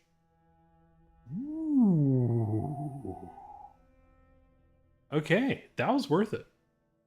So, um, yeah, that's not bad at all. So basically, our Raptor is gonna be able to shoot, and you know, it'll be able to fire, and then the bullet will hit in like 10 business days because it's so far away. But you will actually have like an extra 4 range, which doesn't sound like a lot, but having uh just that little extra distance for something that basically has to be rubbing butts on the enemy to get a shot is not nothing. And yeah, like you said, that's more damage, period. It's just more time to be in the Wes. And don't hate that. The only thing about auxiliary systems is you only get 4. So you get one normal passive that your Gunstar has. There's actually different kinds of Gunstars. There's different fleet makeups that you can pick at the beginning of a run. It starts you off with this because it's the closest to like the Battlestar Galactica that they have in the game. So it's like the closest to a traditional Battlestar Galactica experience. There is a version of this Gunstar that is all guns. Like you can only have a maximum of 3 fighter squadrons out. This one can get, let me see. I think this one can get up to 5. Oh, sorry, wrong thing. I can get up to 4. Yeah, so you can get 4 fighters out with this guy. And up to 4 different weapons. There's one that like its focus is on Gunstar weapons. So you can get 5 Gunstar weapons, but only 3 squadrons, little fighter squadrons. Um, there's another one that is purely focused on status effects. So all of its weapons um, add like slow or decay or stun, all kinds of stuff. And when it does that, then your squadrons get more damage against them and things like that. Um, what I love about this game is that they've basically like left it wide open for, oh hey, we just added a new fighter type, and it just completely opens up more options for you. Or we just added 2 civilian ships and a new Gunstar and new weapons. It would be so easy for them to just like throw a couple new things out that completely turn the game on its head and allow you to experience it in a different way. And I love when games like leave that door open for themselves to just be more creative with how you can play their game. It's similar to how you see with Baldur's Gate 3. They just throw more subclasses into the game. It's pretty cool. I love that. I'm really scared of what this crisis could be because it could really rock our butts. And I don't really want to be rocked right now, but the butts are coming anyway. Let's go ahead and knock this out.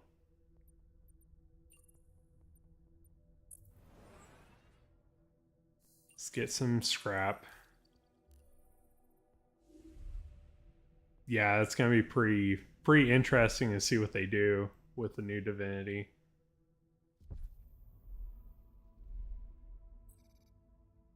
Commander, the FTL jump report doesn't look good. Our Gunstar is not fitted for these operations.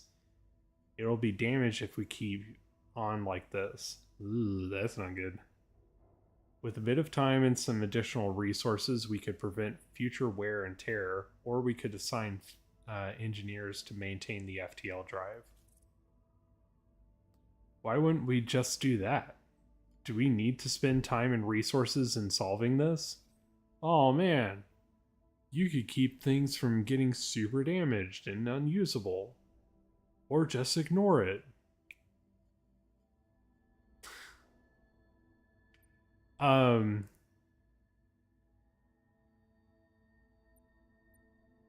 So here's the fun part, right?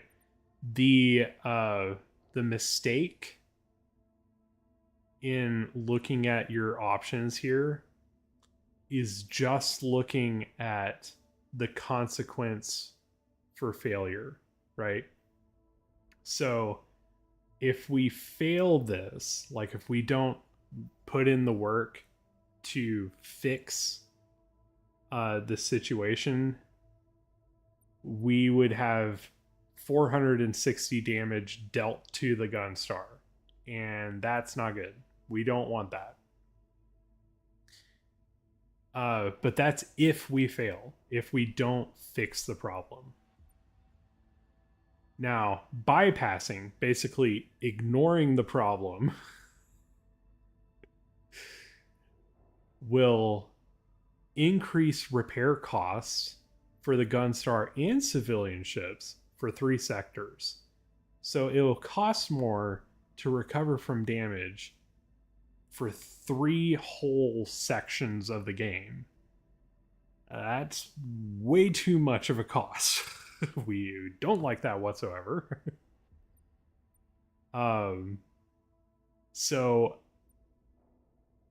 a lot of people when they look at the crisis here, they're like, okay, which situation is worse so I can avoid it? The thing is, if you take on a crisis instead of just ignoring it, if you take it on, you actually have more of a chance to level up your heroes. Also, you have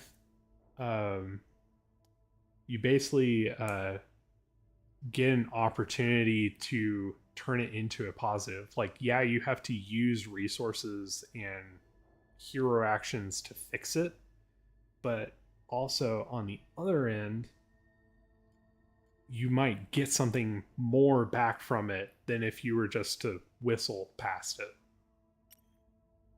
So let's take on this crisis and see what it'll take to fix it. Okay, so we have 10 turns left before our Gunstar takes a crap load of damage. We need to complete both of these objectives. One, we can spend 2 supply and fix that. That's really not that bad. We have 11 supplies already. We have an opportunity that's going to get us 10.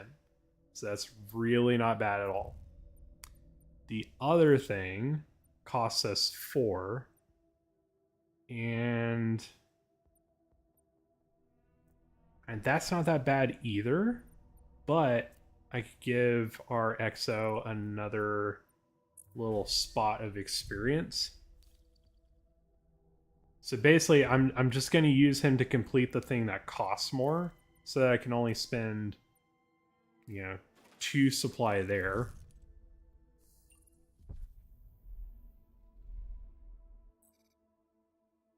Good news for once, the FTL issue has been found and repaired. Gunstar shouldn't be affected after all. You did well. Just doing my job, sir. Okay, so that was good. We've got a situation here. We've been contacted by the underworld. Dude, how did Hades find us? Why? Why are you doing this? Dude, I don't need to talk to you. You know? They've gathered some extra scrap on the Hippolytus and want to share it with us. So, what she's talking about is the criminal underworld, because of course there's criminals that survived. I know it's difficult to refuse a gift.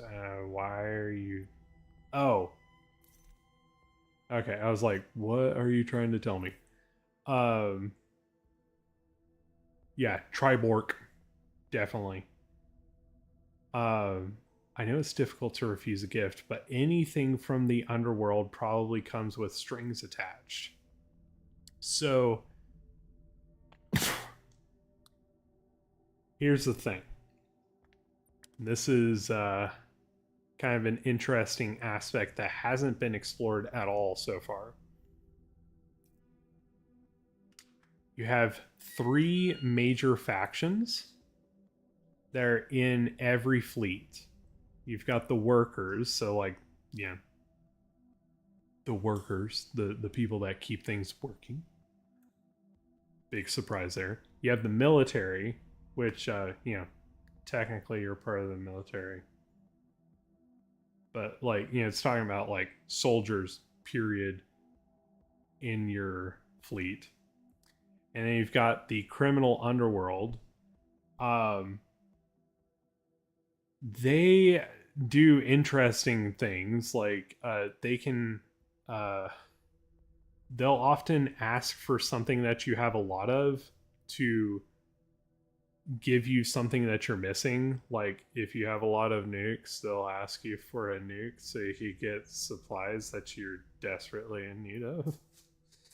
Just give criminals nukes. What could possibly go wrong? You get similar situations with the workers in the military, but in general, you don't want your relations with any of the factions here to be negative.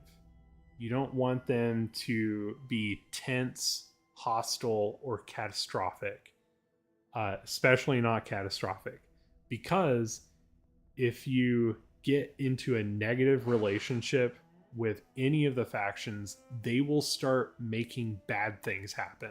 They'll actually make more crises pop up. Like they'll, set up the criminal underworld will set up a racketeering ring on a ship, and you have to spend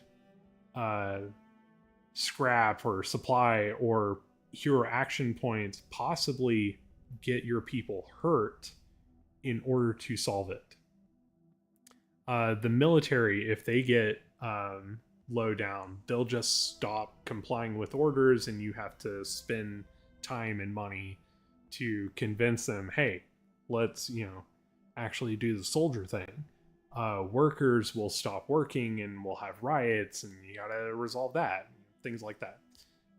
Generally, you want to be you want to make people happy or at least content.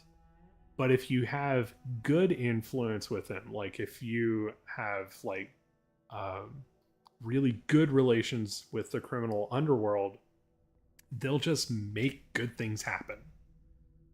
They'll give you supplies. They will allow you to trade things that you have a lot of, and they'll give you special missions that could give you legendary items and things like that.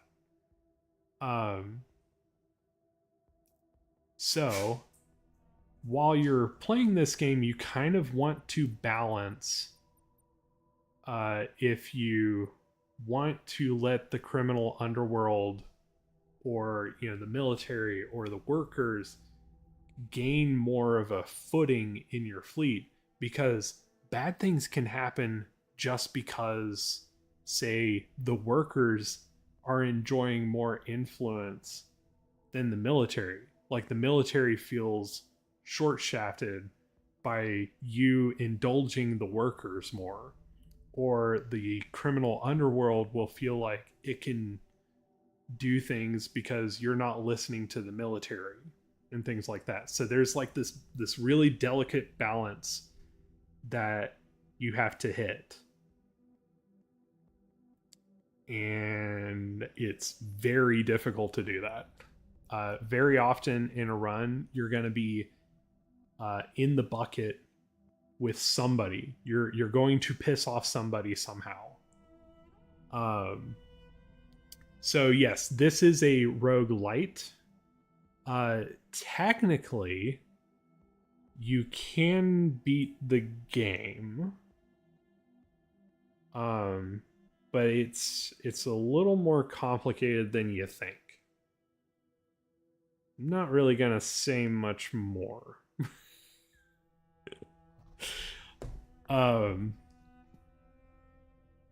Yeah, I'm just gonna leave it at that for now. Yeah, who needs workers' rights when we have AI? Oh, yeah. Yeah, no AI. No AI sounds good. Definitely not here. Yeah, so I'm gonna go ahead and take the scrap. They have slightly increased relations, but it's not going to set off the balance here. Like if they had one more fist here, that would mean that they have like more influence, and it would start to cause problems with the workers in the military. So we'll take the scrap. They're the scrap that they just so happened to find. You know, not like they did something to make it be found. I kind of want to fix up this ship. It wouldn't be... I was hoping it would be over that line.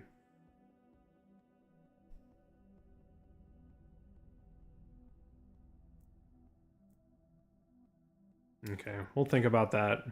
I definitely want to get this. I don't have a hero action point left, but I'll take the 6 because it would have cost me 4 to resolve the other thing without a hero anyway. Okay, so now we don't have any like resource gathering that we can do. We don't have a crisis. So we can choose to spend some scrap to upgrade things. Like we can get another weapon bay. We could get, you know, more squadrons. I don't have enough for any of those. Each Gunstar class has a different like passive upgrade that they do to something. So like this one gives a bonus to evasion for all squads. It's pretty nice. You know, getting a bonus 9% to possibly not take any damage is always nice. I don't really think I can afford any of the ones that I really want right now.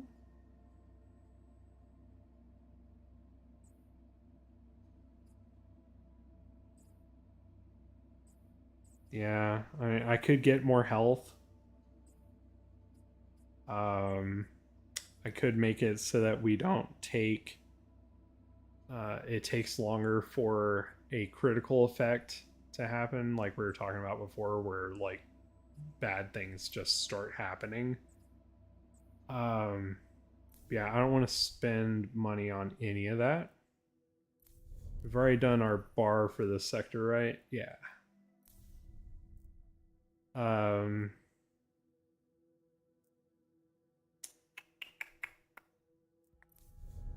I don't have to repair anybody.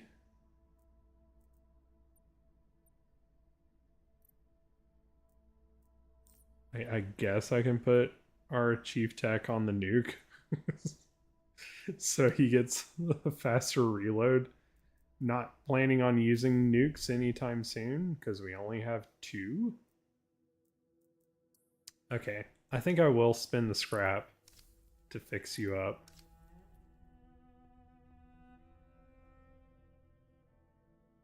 And that would be nice. Get a little cushion there.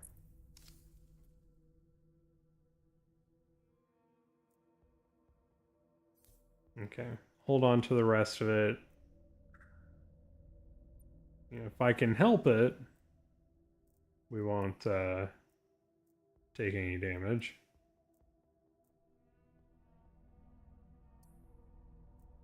See, let's spend some time to train up some of the crews so that these can level up and give us more resources every time we jump. That'd be pretty nice. Commander, we're in the middle of a war, but it's about my personal project. What's your personal project? Do you want to smear poop on the walls, or what are we talking about here? I need some specific nails and screws used in fleet maintenance, the kind the Gunstar sends to other ships to help. Thing is, I kind of think we overdo it with maintenance sometimes.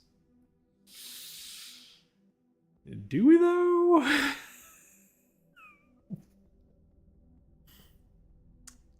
And getting access to these materials would be a real game changer to me.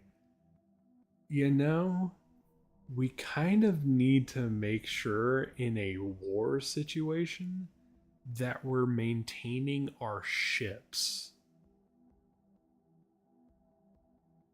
Because, I don't know if you know this, but things often get damaged in war, and you kind of need to fix it. I don't know if you knew that. No, just gonna put it out there. I think we kind of overdo it with maintenance sometimes. God, you have no idea how sick I am hearing that. Yeah, seriously. Um, if you feel that you haven't seen bad maintenance, just gonna say. So here's the thing. If we go with her choice here, her morale will improve, which opens the opportunity that she might get her like personal mission that can unlock a legendary upgrade for her, which would be nice. But maintenance goes down in the fleet. So basically, our repair costs go up, which is not great. It's also very difficult to get maintenance status back.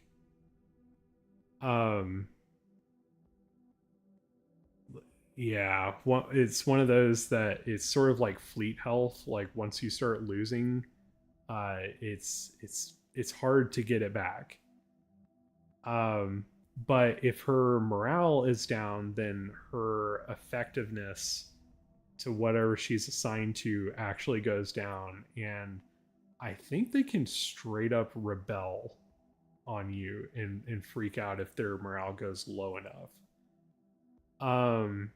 I'm gonna say no because I would like to keep things maintained. Yes, it was the expected answer. I had hoped. Never mind. Thank you for your time. All right, go change your idea of what maintenance is. I'm just gonna say it. If you think, oh, we overdo it with maintenance, you just You have no idea what you're talking about. Just gonna put it out there. Okay, so she's not it didn't take her down. But ugh, yeah. I'd suck ass at this game because I'd be sacrificing fleet health just to upgrade Batty.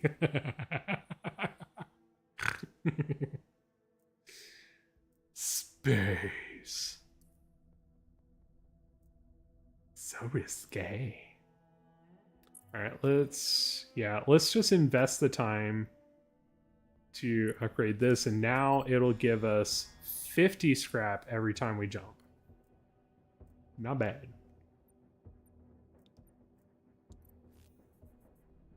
Okie dokie artichokes. By the way, this sectors map here, it just shows you where you've been. I think with this one, we'll start to be able to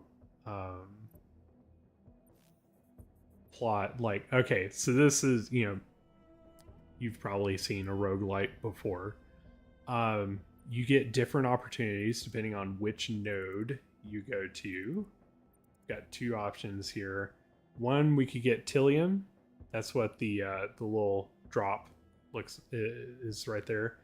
Crash site, that is a potential for a new squadron or a hero, if I'm reading that correctly.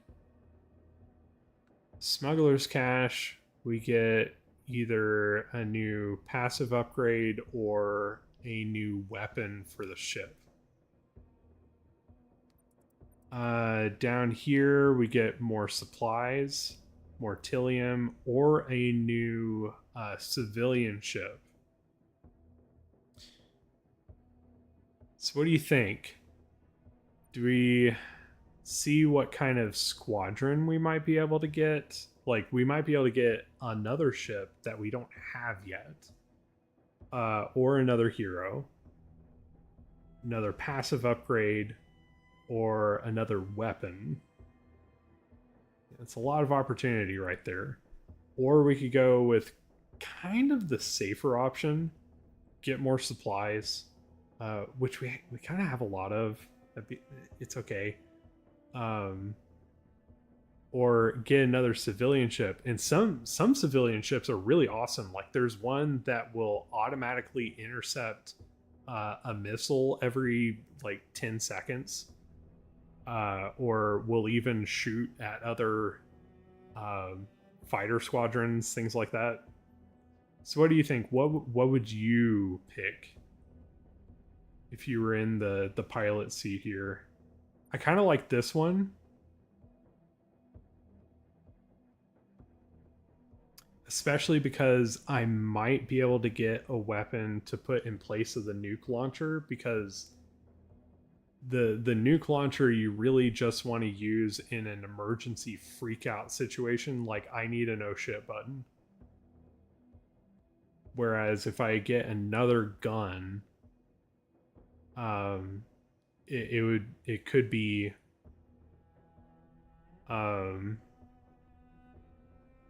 something that will just help with fire support on the battlefield instead of just parking on the oh shit button. I think I'm gonna go this way. I think we've got more opportunity here. We'll see how that shakes out. All right, we got a Typhon class frigate. It's a Type D Mauler. Okay, so Typhon frigates. They are bruisers. So they send raiders, heavy raiders, strikers, and boarders. Boarders are a absolute nightmare. Because what will happen if a boarder gets on one of your ship just starts taking passive damage. You just keep getting damaged for the whole rest of the fight. It sucks. And it'll even be to the point where you'll have a crisis that you have to resolve, taking down the Cylons that boarded your ship. So don't get in that situation. Don't let boarders board your ships. And strikers they just do a lot of damage. So don't get damaged. Let's see. So this one does have a special ability. Every 10 seconds upon battlefield arrival, one of the Cylon units, will get Berserker. Unit gains big damage increase, but at the expense of increased damage received. So it makes them easier to kill, but they do a crap load more damage. No fun.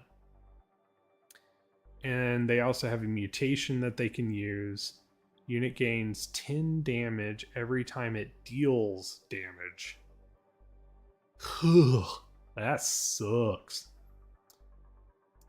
Let's not deal with that. Okay, so let's get you. Wow, look how much range you have now. Holy crap. That was a huge upgrade. 25% is nothing to shake a stick at. Okay. There we go. By the way, you can quick select your different ships with the number. So you can click 1 and it'll switch to your Viper, to the Raptor, so on and so forth. Let's go ahead and get you out there. I want you to take care of that striker. No. Since you're a little bit slower than a lot of the ships, I really wish I had something that would increase your speed. I want you to hit the one that's closest so that you'll still be like kind of in range to hopefully take on that guy. Alright, let's see how this goes. I might have to have you stop sooner. Yeah, that way you can actually provide some fire support here. Okay, they are targeting the Gunstar. Alright, so here's our striker. Excuse me. Whew, my throat is so dry right now.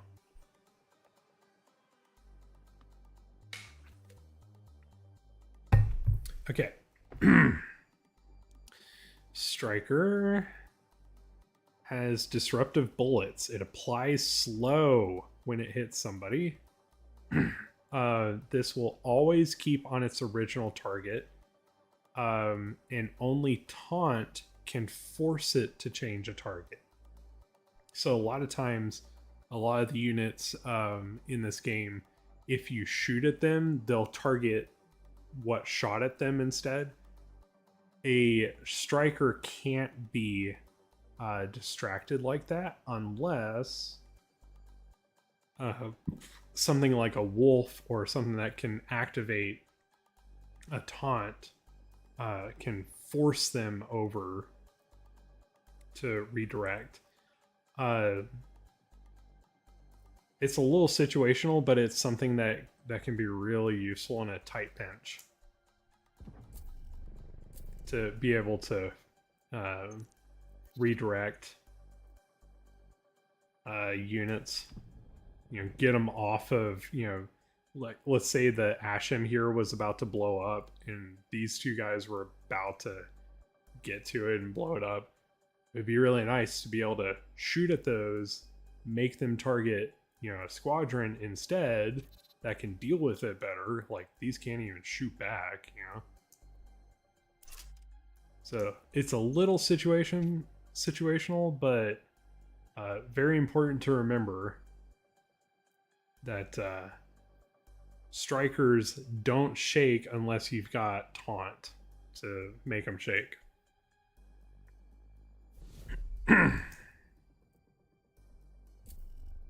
Alright, you can go ahead and intercept that.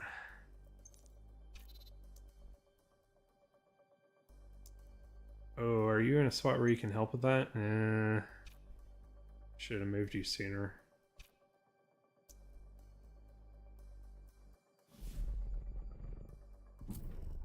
There you go. Ooh, we got to level up on the Viper. Okay, border is enemy number 1. Take that out right away.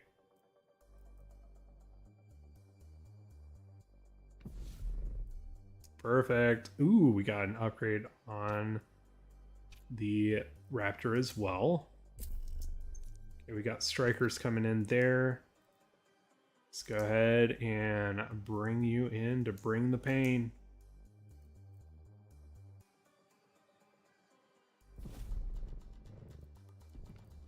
Alright, I want to go ahead and use your missile and erase that guy.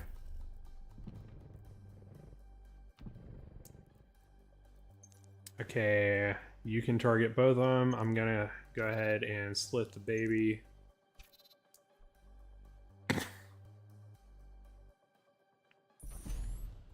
Go on, get him.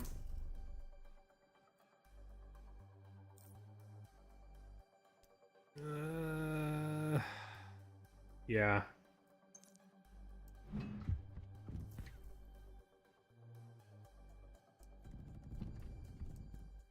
It's probably a bit of a waste. That's okay. Just want to make sure the mining shipped in here didn't take too much damage. Thankfully, I didn't accidentally target my own ship and shoot it, which you can do. Alright, borders. Big problem. Yeah, let's focus them down. Let's get this guy first.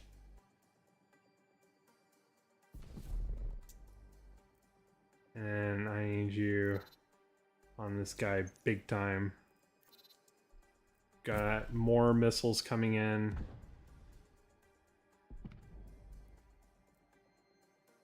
Okay.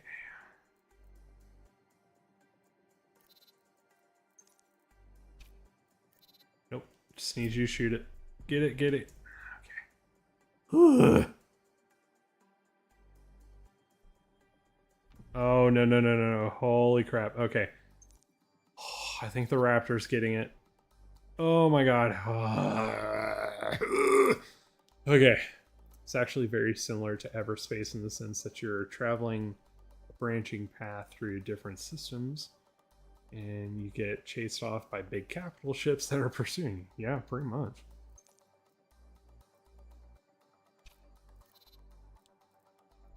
Okay, keep her moving. Come on, get it, get it, get it. Alright, we got a nuke coming in. And yeah, you go full balls on that raider. Ooh, you read my mind. Look at you. Kaboom. Perfect. Alright, I want to bring you back because you're too far out. Okay, actually we do need to start pulling him back because we're almost at time here.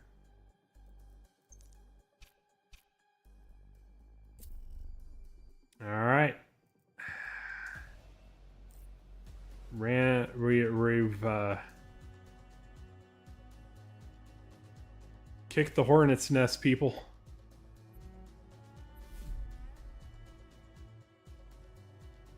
I can't even target out that far. Oh, no, no, no. Oh, okay. I almost made a huge mistake.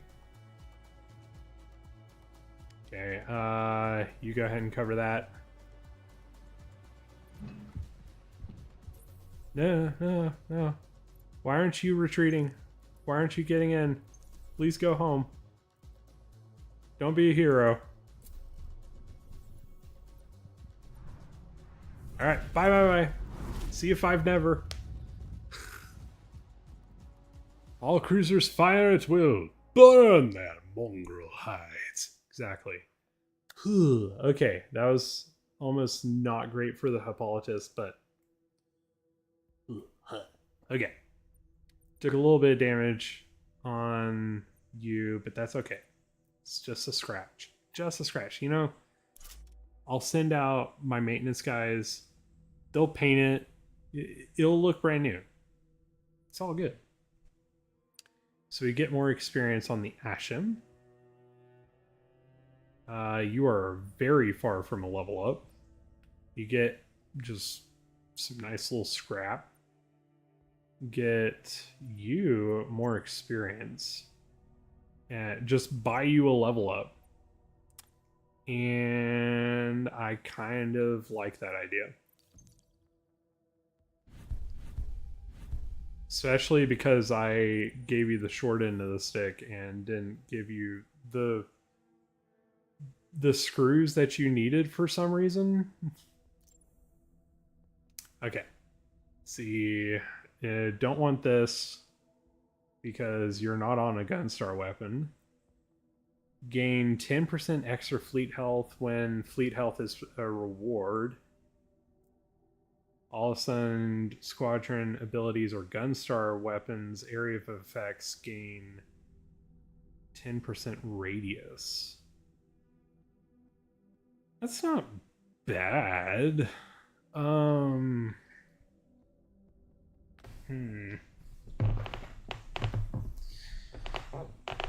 Yeah, that's not bad. Oops. Accidentally hit escape. I think I'll take that because you might get an ability that has an area of effect, and that would be very good. So there's a potential there.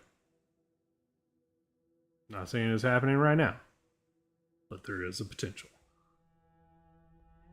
Half the ships in the sharps, half the sharps, half the ships in the universe end in star. It's true. You have a base star, a battle star, a star star, and a star bar, and a bar star, a gun star, and battle star, and a slapple star, and a deepledar. Okay, so we have a chance to basically improve Ian's mood. Talk about healthcare, so possibly increase the healthcare in the fleet, or get some extra scrap through gambling. I'm gonna run to the restroom. I'll be right back.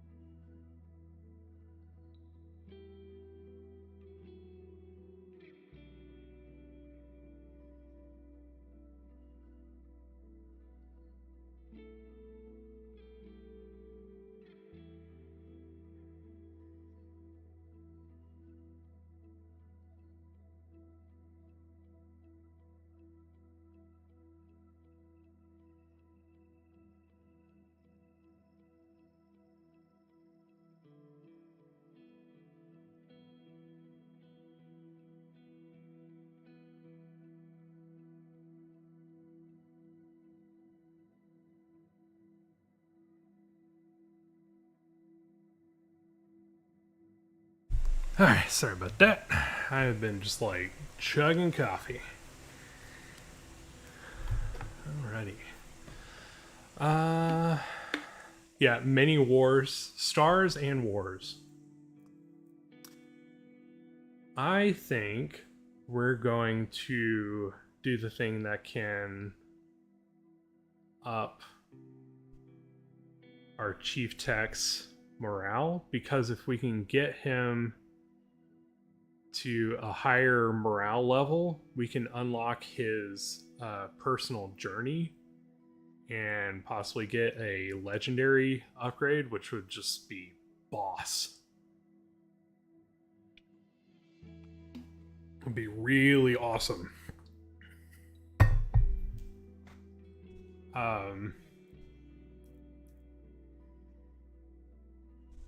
Yeah. Yeah, this could basically make our healthcare services around the fleet better.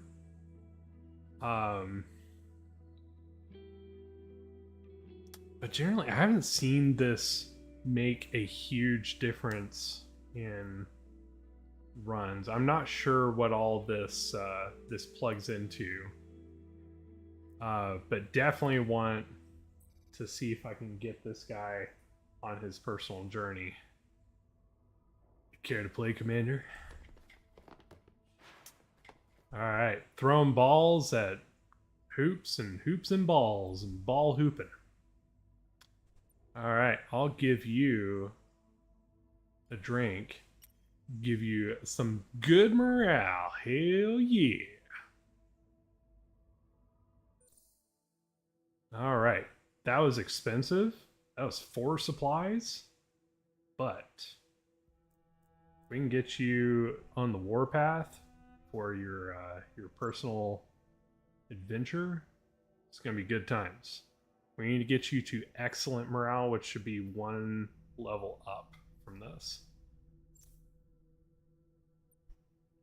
All right, definitely want to get some Tilium.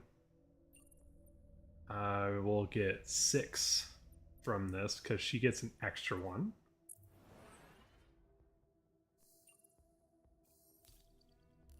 All right. What's really neat about the hero getting Tilium for things that Tilium is a reward is you're basically paying for the journey to get it with the person. All right, let's see what this is. I see my request to repair the Gunstar's cargo hydraulic system was denied. It works now for sure, but it's extremely fragile.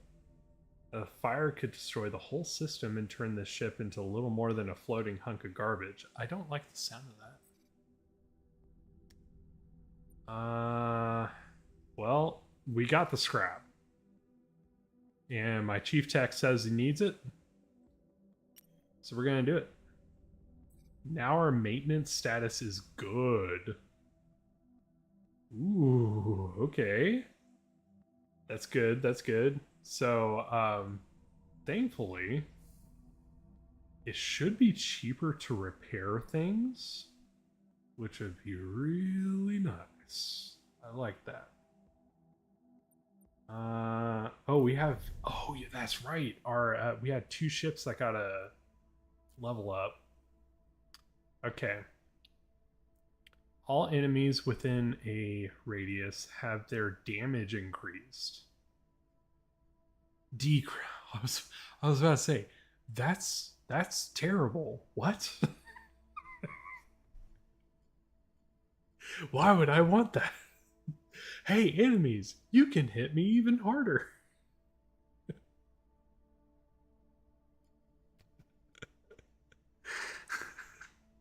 Oh my god. Decreased. Okay, that's kind of cool because being that the Viper has to be right in the middle of a fight in order to even shoot, you're going to be right there in the thick of it. It's taking less damage would be really nice. Your ability to lose increases exponentially. Exactly. This I really don't want to do. Increase primary weapon damage while decreasing its hull. Yeah, no. Because depending on what it's fighting, that's like 2 shots, and it's dead. So that's not gonna work. I like this.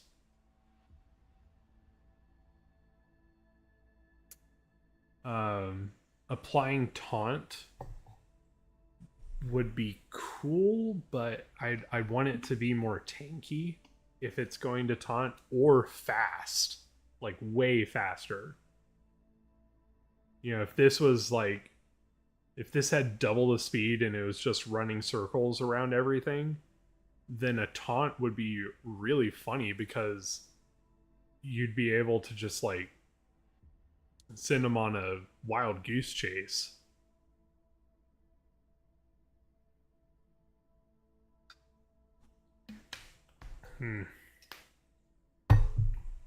Yeah, I like this. Being able to decrease enemy damage just for being around is a cool idea.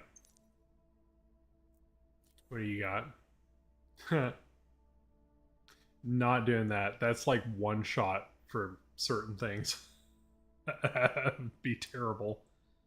Evasive maneuvers gains maximum evasion during the duration of this effect.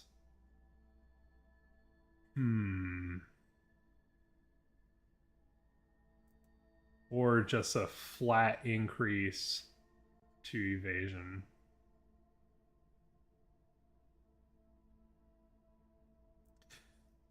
Thing is, am I going to remember to switch this on when it's in danger?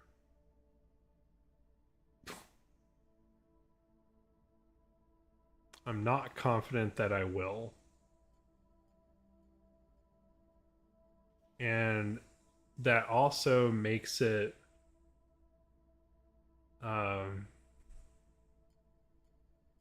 makes it so it can't shoot.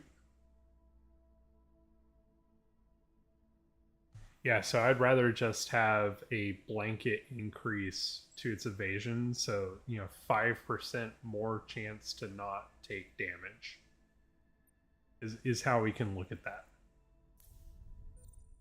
I'd rather have that than to switch on 70% evasion, which is the max, and not be able to shoot. Okay, let's see what we're gonna get for this. I'll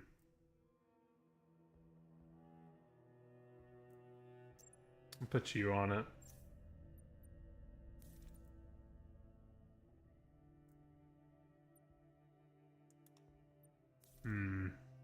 Yeah, I kind of want to be able to use hero actions on these because it increases the rarity. Yeah, let's go ahead and get you on it. You'll be like just under level up, I think. What we got? Come on. Ooh, we got a rare raptor with upgraded damage. Interesting. Got an interesting opportunity. Nuclear forgery. Given the strong level of maintenance at the moment, my team had a little extra time on their hands and came up with an idea.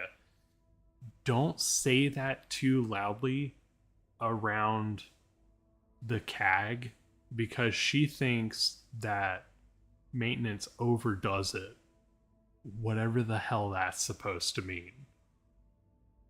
I'm just gonna say, don't say that around her, because then she'll just come to me and be like, see, I told you, you should have given me the screws. They're essentially, essential to fixing things. What you got? Good news for once. We propose building a system that mimics a nuclear signature, making the Cylons less aggressive toward the civilian ships, using the Gunstar as a decoy. Hmm. To do this, we'll need to upgrade a weapon slot to implement the decoy system. Okay. Oh, we can force Cylons to only attack the Gunstar for 3 sectors. Which, that would be pretty cool because these are like max, uh, pretty much max health. So not having to worry about them getting damaged would be pretty sick. Reach level 3 in weapon dock control.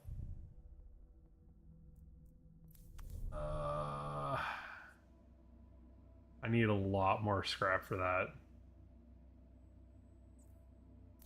How long is the opportunity open for?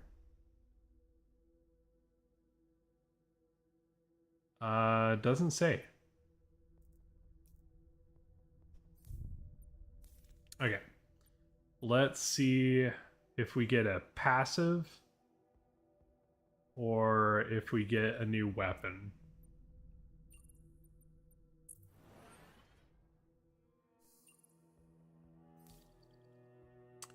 New weapon. Oh, this one's good too. Okay, so this is um, a, a stun that we can activate. So it hits the entire battlefield. No, wait, not the entire battlefield, just a 125. So pretty much just outside of range of the civilian ships, and it stops them. So they cannot move, evade, or attack. This is actually really helpful against the enemy type dodgers that are just, you can't even hit them unless you have 2 things attacking them. I love this. That's great. And now it's crisis time. Pax Capicana. Commander, the fleet is in chaos. Every day, every hour, some lunatic from the workers, the underworld, or even the military causes an incident. Earlier today, 2 men from these factions fought to the death on one of my decks. My crew is petrified. I would be too. You have to do something, Commander, I implore you. I don't appreciate civs shouting at us, but the captain is right. The factions are out of control. They need to be reminded of your power, sir. I have an idea. We should stockpile as much scrap as possible. Is something wrong with Arend? She's got a scrap problem. Hey, have you noticed that? Girl loves scrap. Then we repair everything on the Ashen. Make sure no one has any reason to complain for a while. It's an idea. Alright, I'm just going to take on the crisis. I always would rather take on a crisis than to take a long-standing debuff. She is very scrappy. Which I guess is kind of what you want for a CAG. Alright, so we're going to throw away all of our scrap. Pretty much.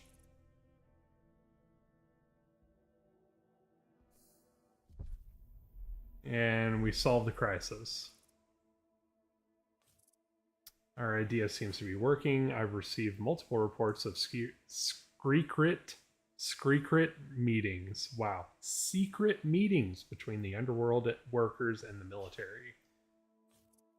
Factions have set aside their quarrels. It's expensive, but it works. Alright.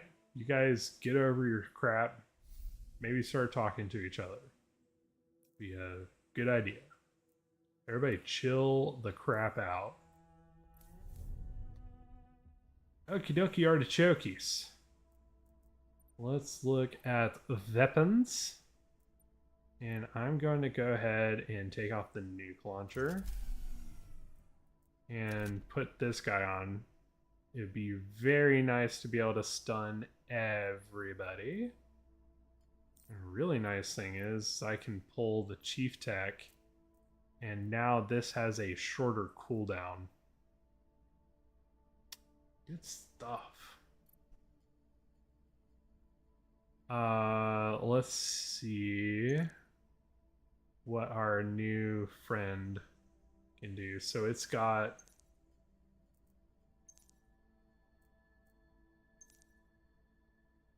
say adaptive targeting. Unit gains 5 range every 2 seconds while moving. Range increases lost 2 seconds after a unit fires its primary weapons.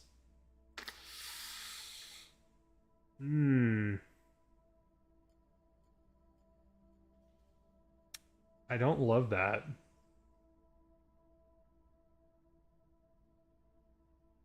Yeah. Because really, I don't want to be moving the raptor at all. Every time it moves, it takes like a solid second for it to be able to shoot again.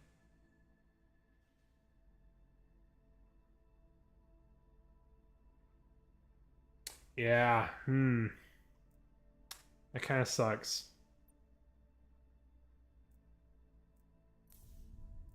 But it's possible that I could be able to sell that if we get to a trade beacon. I think that was worth 100 scrap. It's not nothing. Got no POIs left. Yeah, I think we just get to upgrades. Maybe even emergency scrap. Yeah, because I got a minute before we're really going to be getting into the next battle. Let's see. So in... Okay, so in 5 uses here, I could upgrade this guy to give me 70 scrap every jump.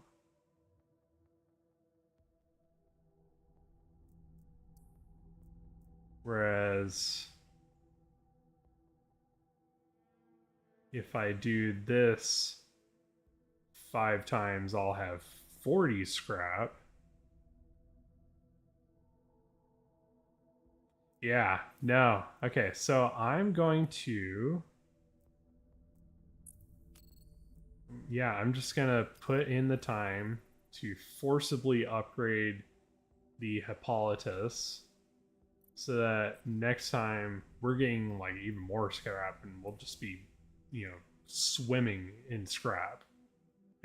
Arden or Arend will be extremely happy. She'll be up to her nose in scrap. Greetings, Commander. I was wondering, do you believe in dreams? Could be something in the water. Just the gods visiting me in my sleep. I see their temples, hear their voices. Voices that have been guiding me the last few cycles. I don't know if this is the right way, but I want to do something. I want to build a shrine dedicated to the gods. Can you spare any scrap? Oh, no. Couldn't you have waited?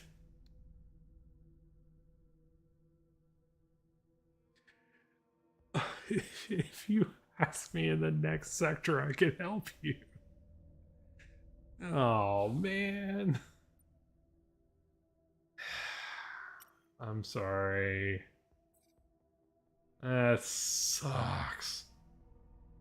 I see, Commander. Then let us hope our impious ways do not anger the gods. Yay. Dude, ask me after the next battle, okay? Like, for reals, dog.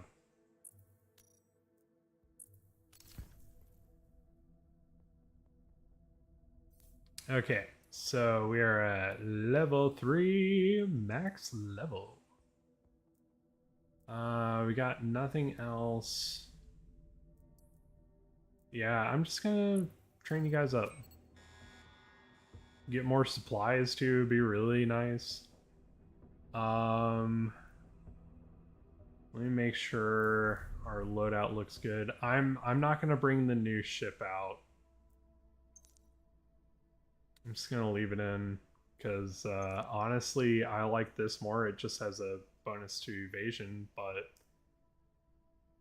um, yeah, I don't love that that upgrade that it has because I don't want to be moving the Raptor. And I'd have to be moving it for 2 seconds. That's a long time to not have the Raptor shooting. I did have the new weapon on though. I know that. Okay, let's do it. What do we got now? So we've got a safe sector up here. So no crises that would just be like part of going there. Every sector has a crisis, period, unless it says it's safe. Um, Basically, what it's saying here is that, like, if you have a conflict with the factions or something like that, you could still get a crisis. You could still trigger crises, but there's no like normal set crisis that would be here. So we got shipwreck, we've got supplies, got Tillium, and we've got an opportunity to get nukes, which means more fun for everybody. What do we have down here, though? Trade beacon. Lots of scrap. And supplies.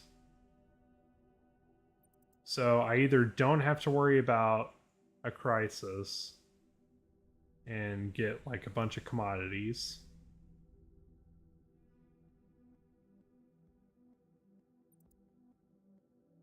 bunch of scrap, and a trade beacon, which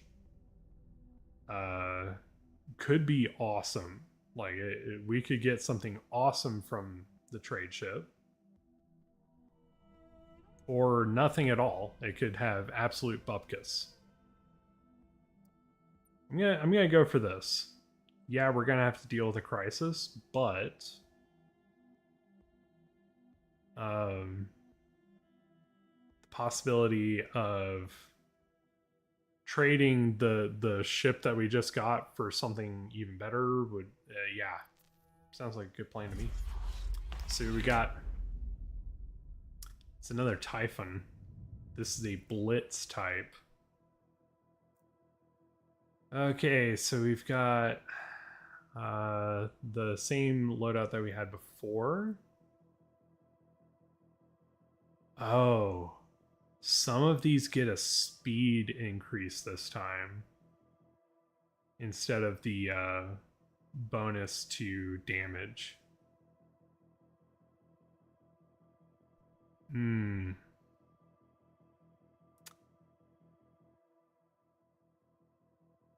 So for the first 4 seconds when they're deployed, they get extra speed. That's a bucket of suck. Let's put you at 100. I'll move you up as we go.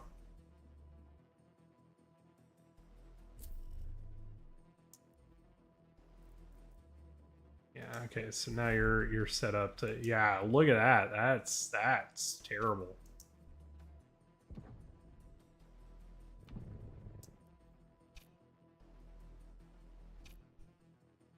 Yeah, I gotta make sure you can intercept.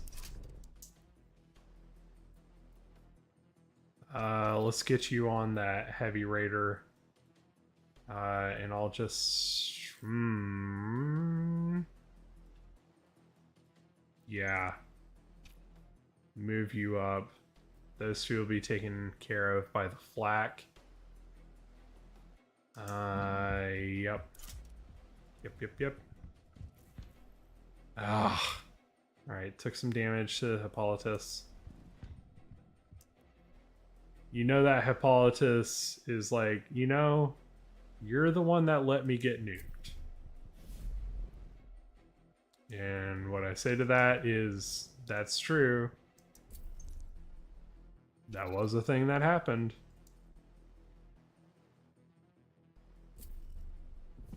Ooh, there's a lot coming in. Alright, I might have to use that stun, but we'll see.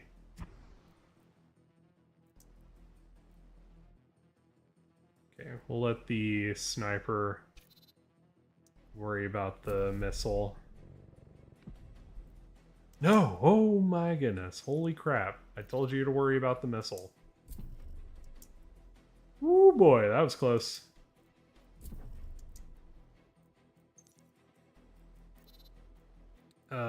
Crap. Are you not going to be able to catch him in time?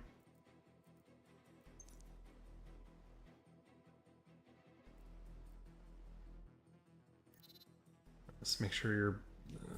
come on. Okay.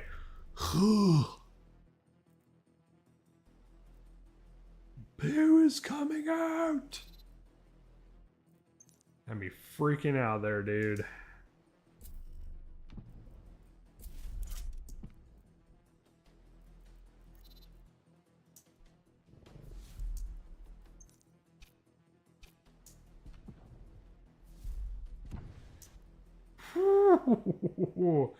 That was a slick shot.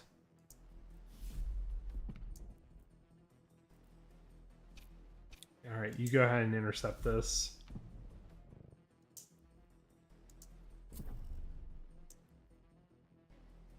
Okay.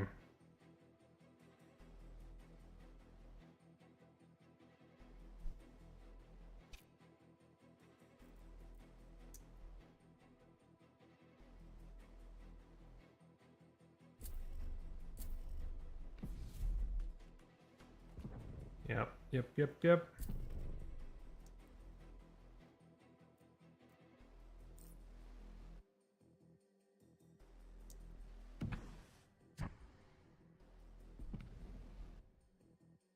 Let's try to time this out. Yeah, there we go. Let's make sure we're oh, yeah, okay.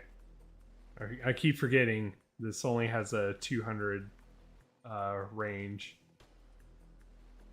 Okay, should be able to catch him there, and I need to make sure you don't jump in there.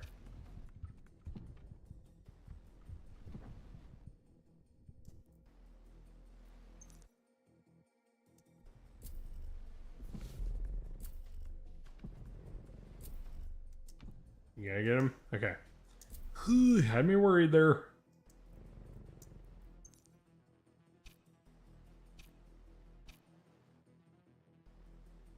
Okay. Doing good. Alright, sniper should be able to take care of those.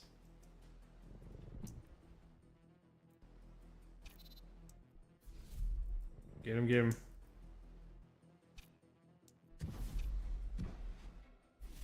Okay, got a missile.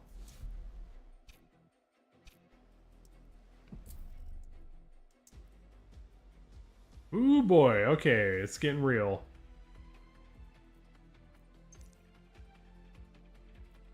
Alright, can you go ahead and grab that, please?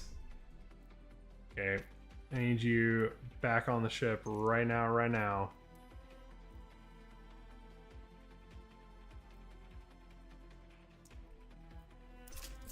Okay, I've got the flak. Let's flak it up. Let's get that flakka. Okay, ship took a little bit of damage. Good, get on board. Holy crap. Okay, switching on our new gun. Alright, let's go. Oh, okay. All right, so Fate, this guy right here, this is the meta currency. So every time you end a run, whether it's successful or not, you can go and like buy upgrades so that you can say start your next run with more supply or with a higher chance of getting a legendary item or things like that, right? Asham could get 60 experience. Raptor could get 30. That sounds great. We'll do that.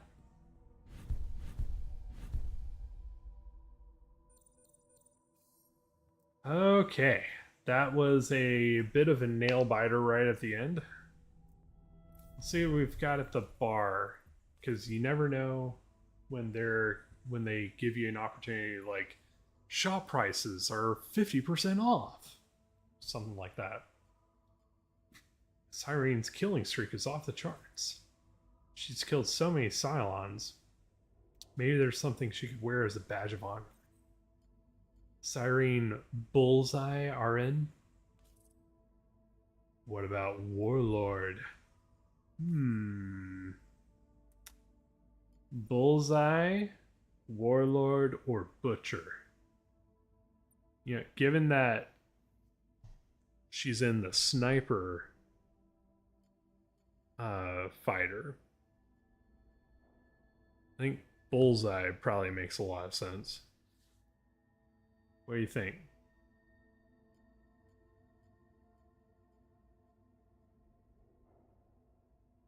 Wow, we got to 9 likes on this. Holy crap.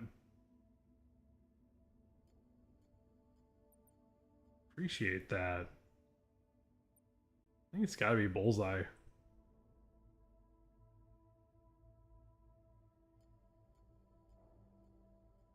I don't know how many people you normally call Warlord.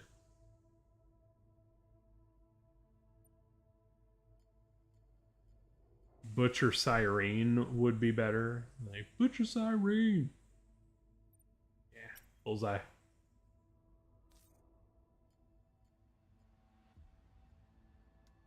Like the sound of that myself. Alright, so we've got lots of scrap opportunity.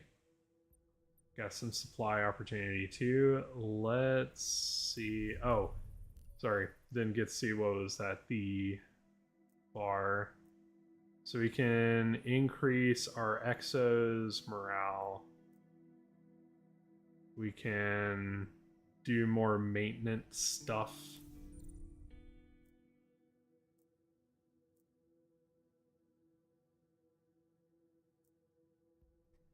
We've got level up with the Raptor. Our good friend Laptor. Our good friend Laptor. So we got missile launcher. That would be great. Unit gains immunity from all friendly fire damage. Huh.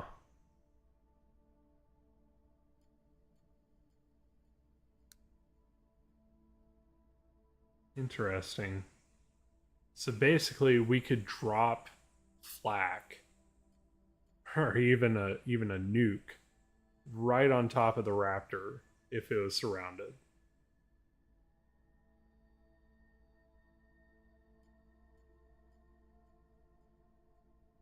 Interesting.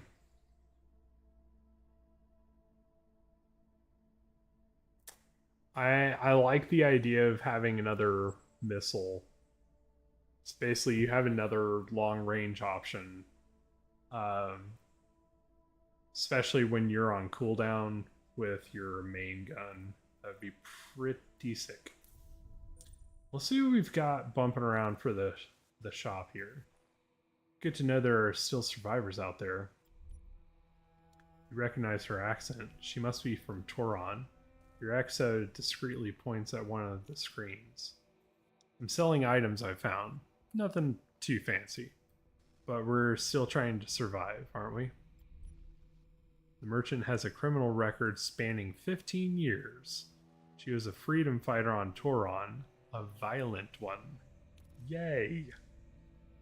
You probably have a screen flashing red on your command center. Do you think it still matters?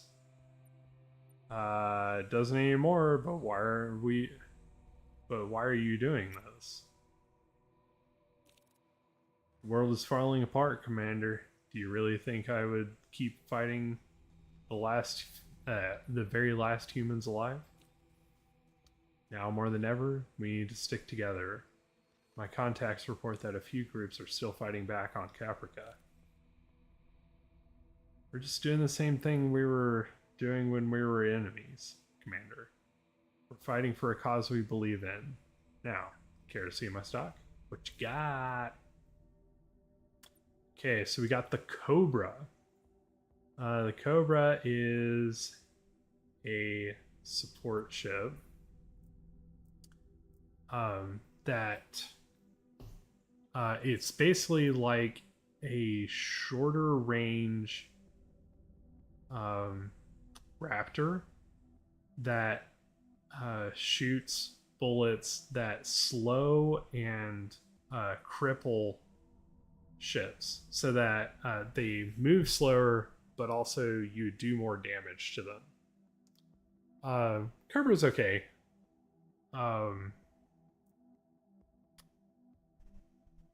I would love if it had a higher rate of fire. You can't see this because we're not using it in a battle right now. But it has a much slower rate of fire than I'd like for an ability like this. It's an interesting one. Then we got the Kestrel. This is our aura fighter, basically. So you can switch on a damage boost or an evasion boost. So, make it harder for your things to get hit or make it so your things hit harder.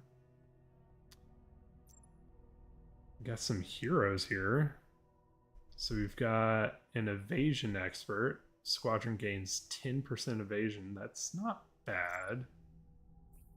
Joseph Nair, safety expert. Hero damage received when resolving risky situations is reduced to 1. Interesting.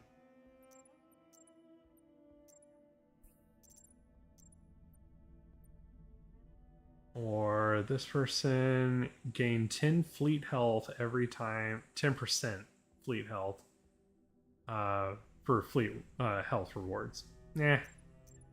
Not loving any of these, really, to be honest. Okay, go ahead and sell this Raptor.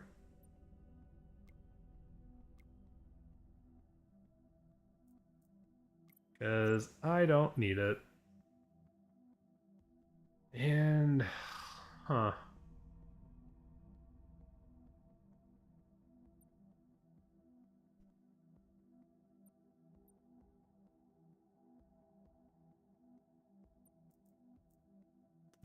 Let's think about it here. So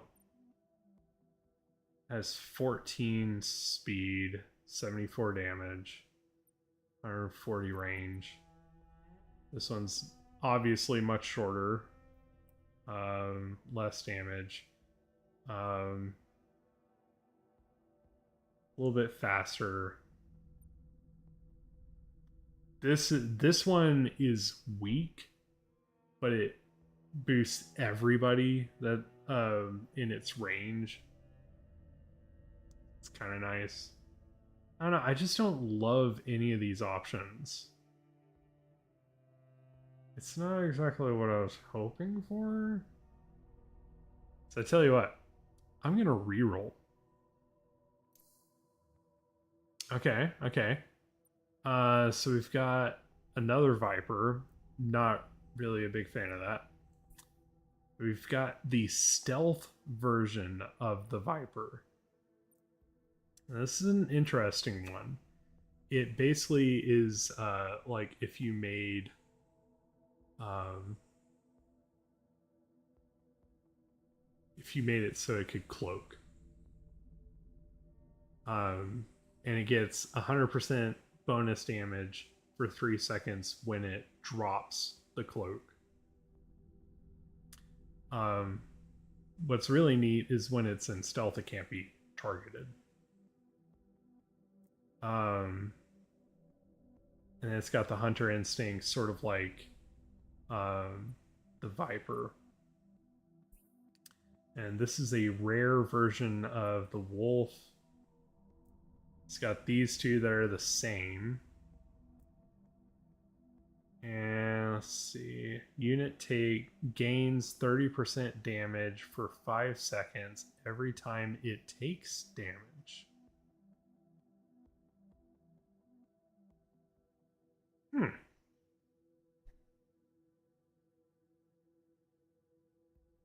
That's very interesting. That has a cool interaction with what this thing is meant for, right? So this is like the sword and board. It's got damage resistance the more enemies it has around it. It taunts when it deals damage to a unit. And then when it gets damaged, it deals 30% more damage.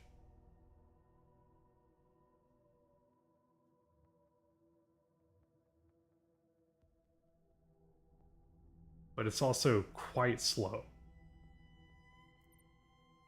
It's only 2 less than the Viper, but still, it's kind of slow. Has significantly more range. Its rate of fire is much lower though, and honestly, the Viper just does a crap load of damage, but it has to be right on top of something to do it.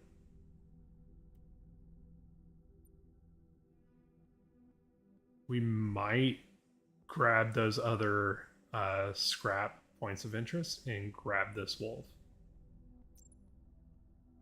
Let's see, so we got ace pilot with this person. 20% speed.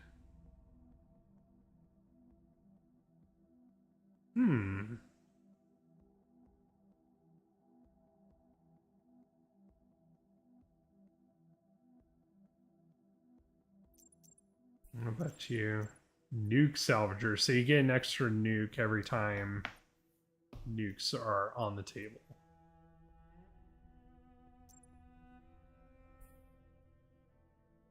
Very interesting.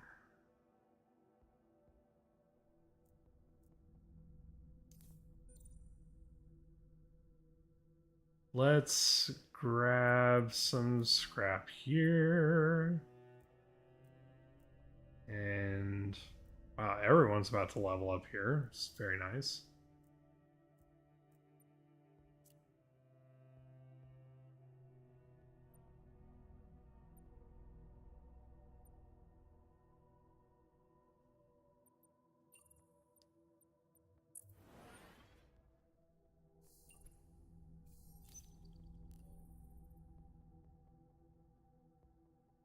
All right, let's see what we got.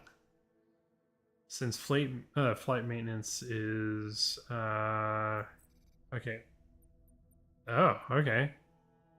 So we could further increase maintenance status, or we could repair the scimitar way more than it's damaged. No, let's spread it around and make our maintenance status even better. That sounds awesome. Why wouldn't we do that? We're like barely scratched at this point.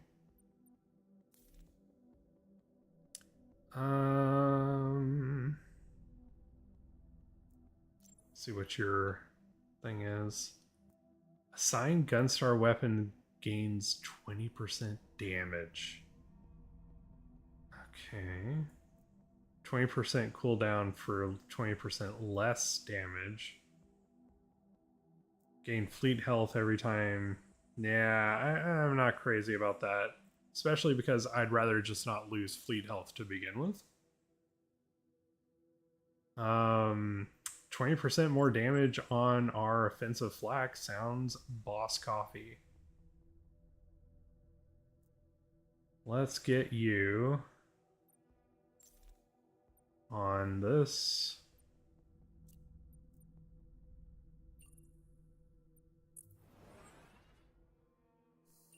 I think I might skip the supply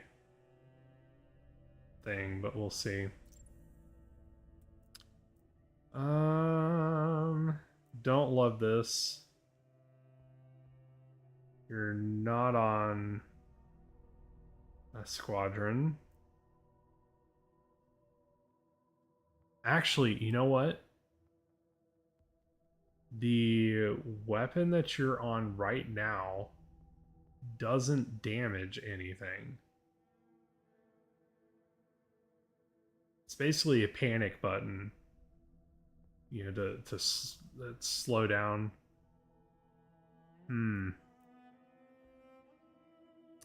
Hero heals 1 damage, 1 heart at the start of every new sector.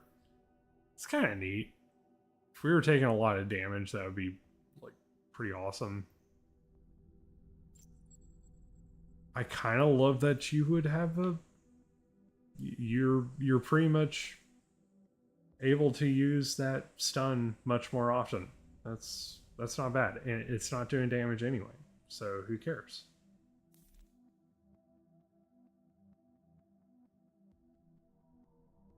Let's go ahead and just grab this. I won't use a hero because I need to see if that crisis needs a hero action.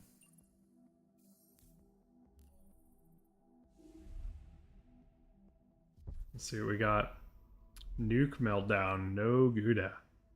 I'm afraid I have some bad news. We just did a survey of our nukes and a few are unstable. We believe they will go off on after our next FTL jump. That sucks. Can it be fixed? Afraid not. We don't have time or the equipment to reset their internal mechanisms. Our best idea is to use them in our next fight against the Cylons. I have an idea. Why don't we put them around the fleet, create a minefield? Fernandez, whoops. Don't know what she said. But, nuclear mine sounds crazy. Okay.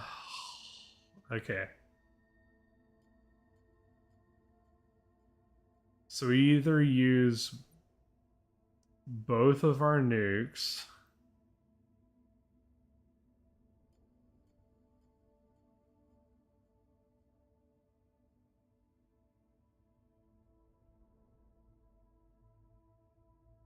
In the next fight. Or use the 2 nukes now.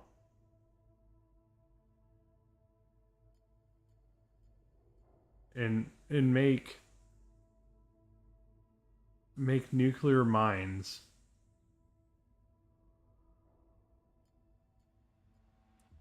No. Let's take on the crisis. What's going on here? Launch 2 nukes in battle. Alright, well, let's just get nukey with it. Get nukey with it. Nuke, nuke, nuke, nuke, nuke, nuke, nuke. Nuke, nuke, nuke, nuke, nuke, nuke. Getting nukey with it.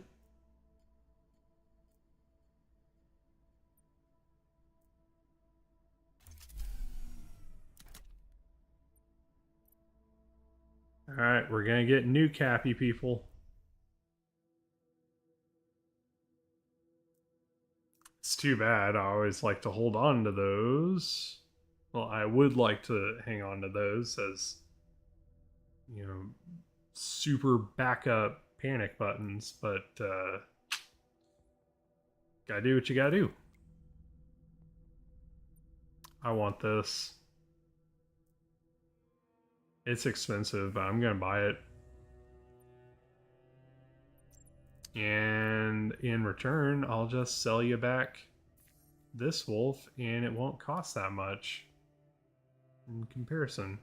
So basically, I got this wolf for 130. Yeah, not bad. Not bad.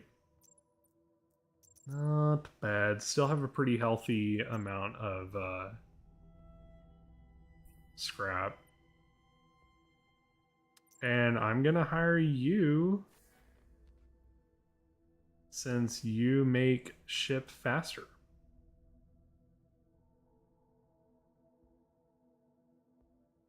Yeah. Alright, that was a very expensive turn at the shops, but I think it's okay.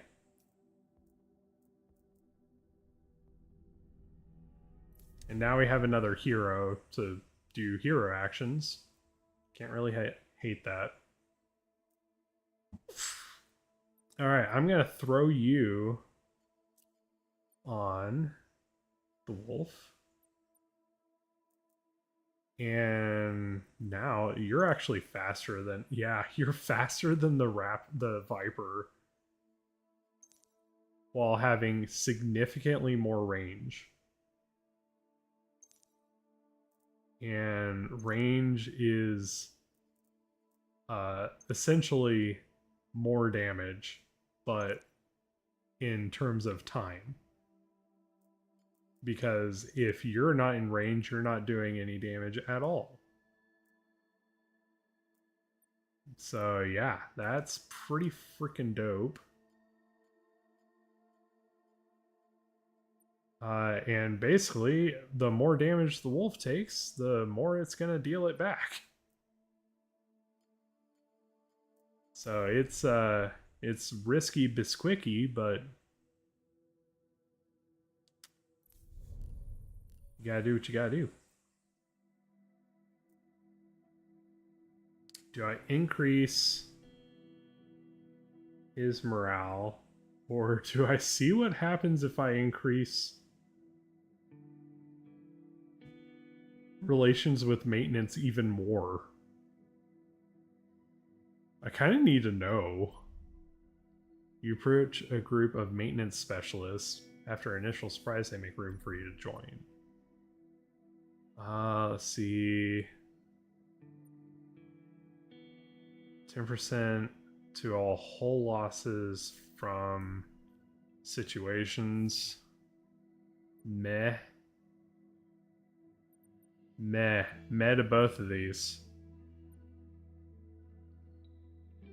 I really don't care. I should have done the morale thing with Horatio. Oh well.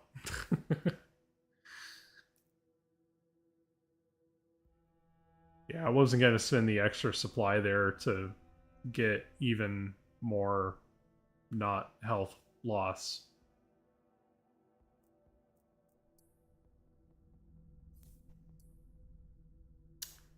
Okay. Well, let's put some time into training. Alright, our next sector really needs to have Tillium. We're very much so gonna need it.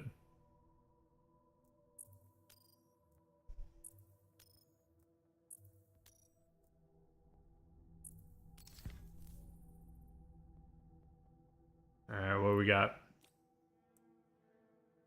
There's some tension aboard the Asham.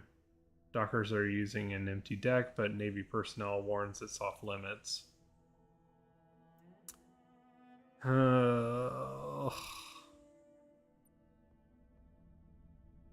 Okay, I don't think I've done anything to make either of these guys mad.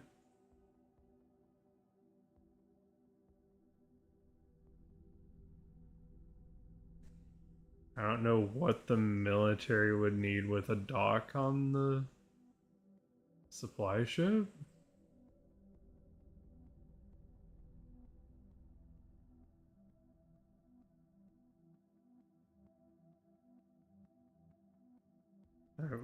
we've got a whole ship over here, but guys, I'm just gonna say, I know this is a very much so military situation that's going on here, but maybe we should cut the workers some slack. Oh no, are they... Okay. Okay. I was worried things were going to get tense with the military, and that was not going to be good. Okay. We're all good. Everything's fine. No one's freaking out. I'm not freaking out. Are you freaking out?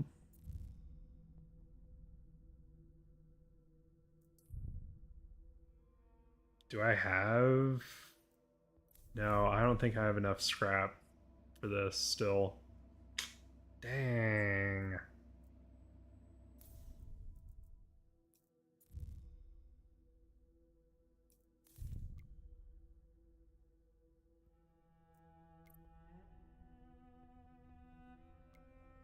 I really don't have anything I want to sell to bridge that gap, so I could scrounge together some more scrap on the emergency recycle, but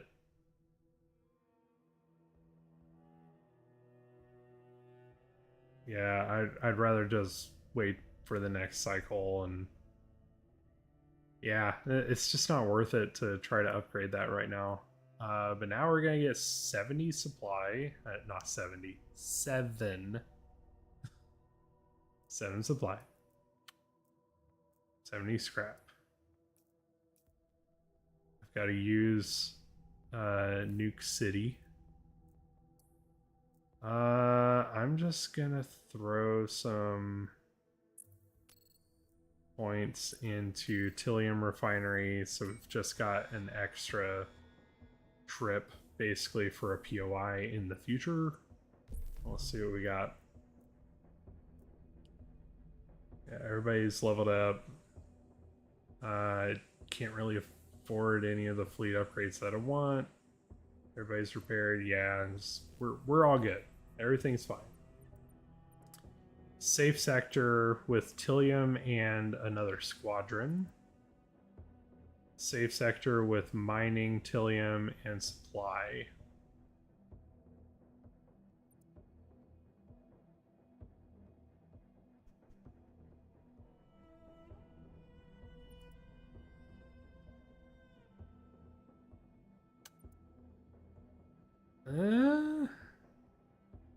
I could roll the dice again on a squadron. Because we're about to get 7 supply. So we'll have 15 supply, which is not a terrible amount. We're about to get 70 scrap. So we'll be in the 200s. Which isn't a wealth of scrap, but it's not nothing.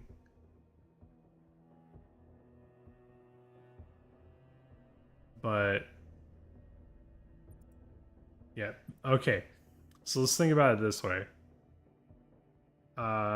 The squadron, if it's something we don't want, it's basically free scrap because I could just sell it right away. As long as you make your choice like right away, you can just like sell it. That way I wouldn't have to wait for a trade beacon.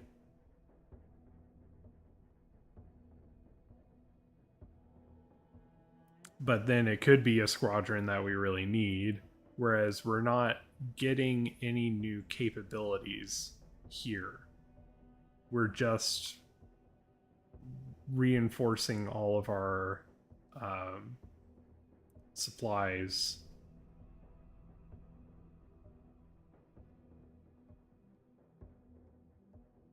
Yeah, let's roll the dice on the squadron. I feel pretty good about that. Hydra class, type A shooter. Ooh, we got a lot of mines. Holy crap.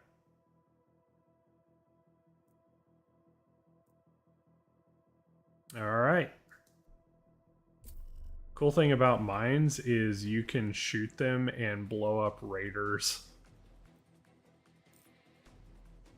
Okay, so I can't reach... yeah, I can't reach all the way to...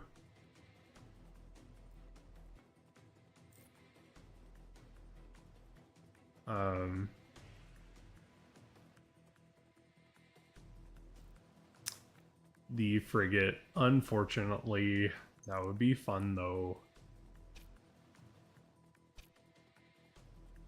Okay, as long as I'm not in this red circle, I won't get blown up.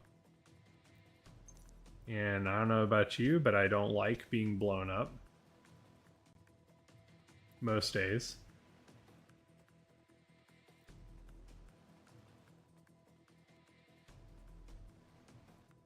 Unfortunately, these are not my mines. These are mines they put out.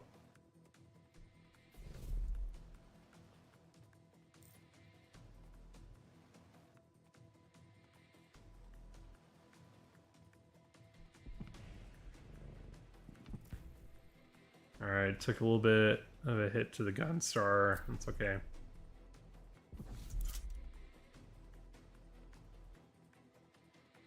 Want to make sure that I use those nukes. I'm not taking a hit I don't need to take.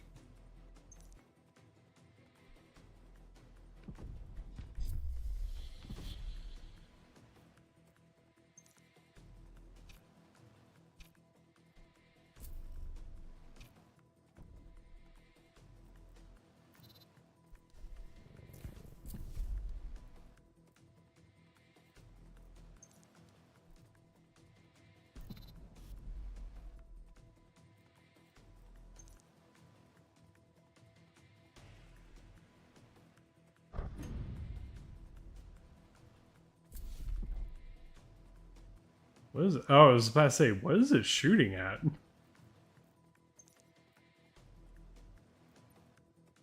Okay.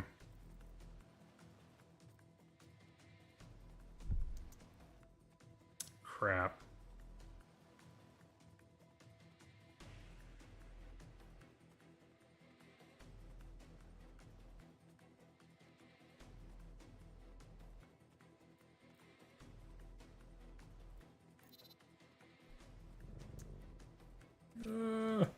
Get out of there. Oh, no.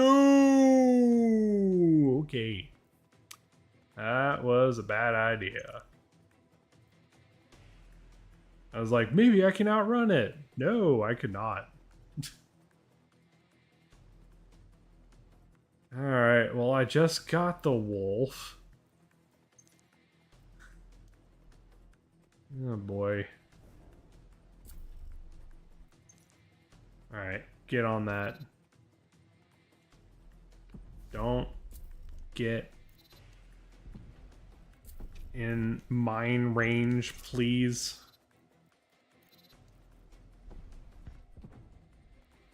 God, everybody's taking hits.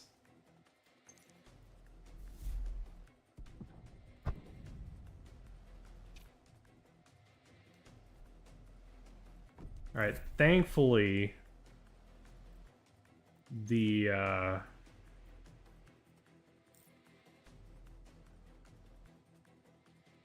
wolf that just got wrecked is not like gone.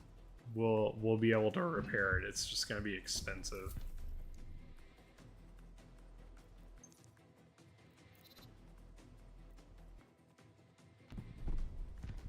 Oh my god, why are you not taking it out? Please! Please! I need you to work with me, buddy.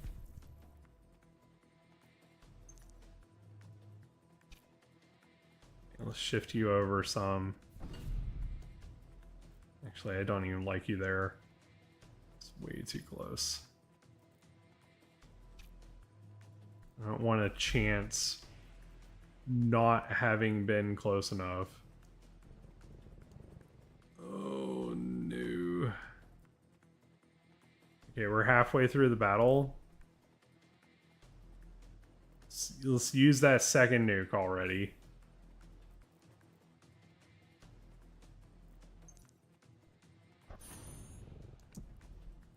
No, I needed you to shoot this.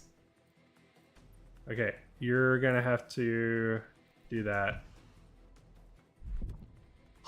I thought that missed for a second. I was about to freak out, dude. Like, no. Holy crap. I can't even leave here.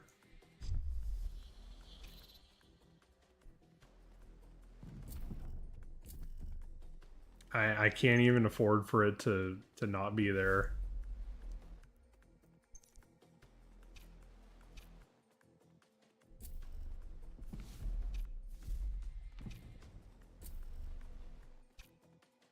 Alright, thread the needle here, buddy.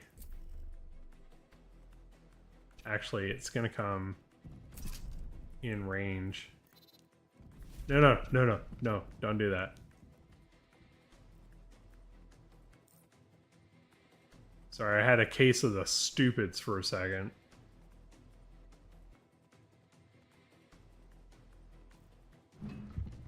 Yeah, it is. Please go to intercept that.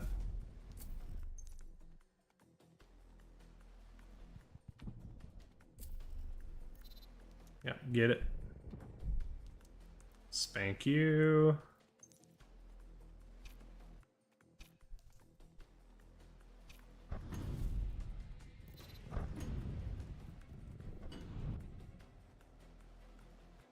Oh, we're getting shooty, all right.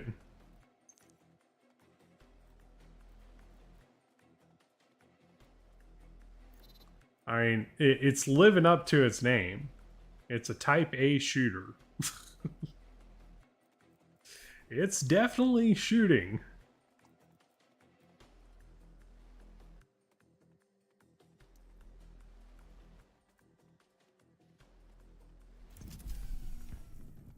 Oh, God. Yeah, I need you to get in front of it.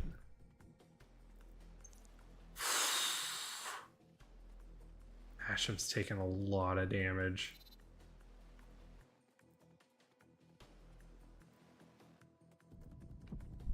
I can't afford for a missile to hit it. Okay, I need you to missile him. And we gotta start coming back. I know the Ashem's getting hit. Okay, we're good, we're good, we're good. Get in. Get the hell in here. Holy crap. Everybody's coming.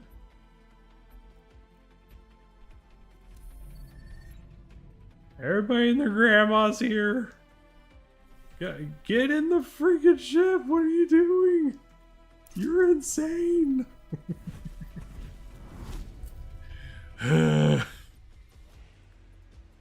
Okay. Okay. So we can completely avoid the cost of repairing the wolf. We can keep her from getting hurt. Or we can get some supplies, which I have no idea why you would take that over either of these two. Unless you were like really in the bucket. I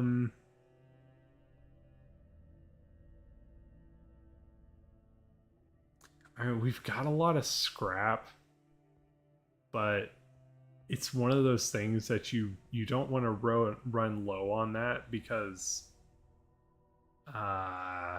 other things can happen that you really need scrap for, and it's not always easy to scrounge together.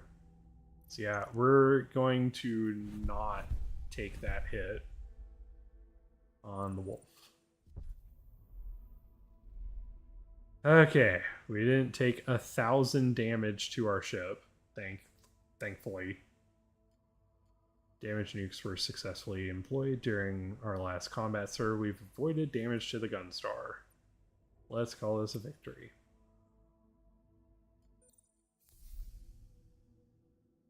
Okay.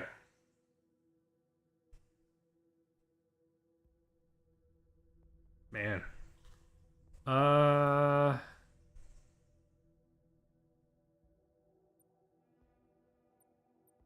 let's see.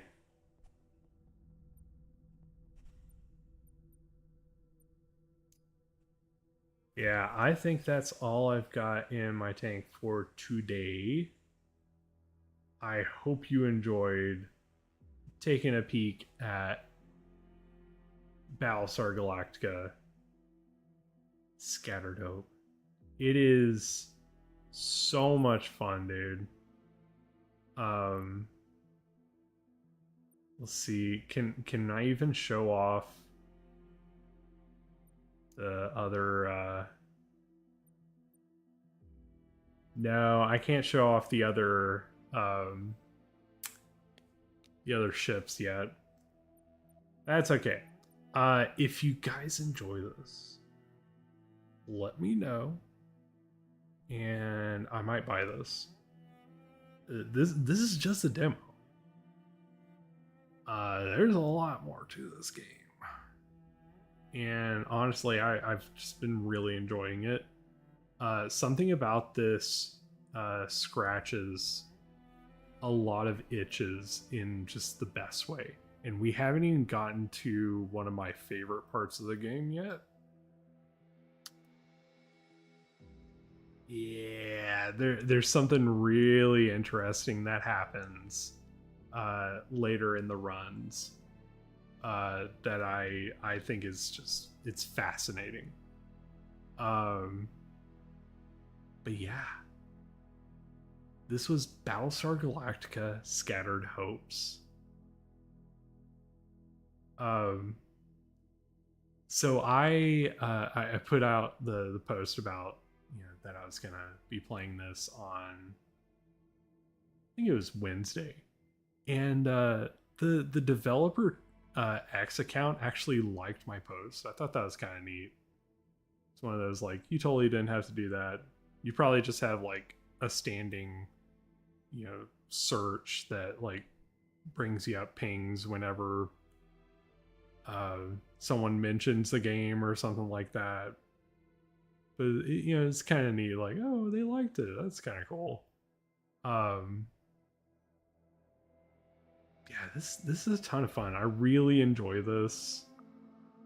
Um, it's one of those that like it's constantly pushing something in front of you to make you think. And one of my favorite kinds of games are games that force you to think. Ones that are like, okay, here's a situation. What are you gonna do? Like, how are you gonna deal with it? Um, yeah, I just like stuff like that. That's why I like strategy games so much. You're presented with a problem and you gotta work your way around it. So much of this is like, how are you going to deal with the situation that often is something you caused? Or like you've dug yourself into a hole, you really need scrap, and you're in an area that has no scrap. What are you gonna do?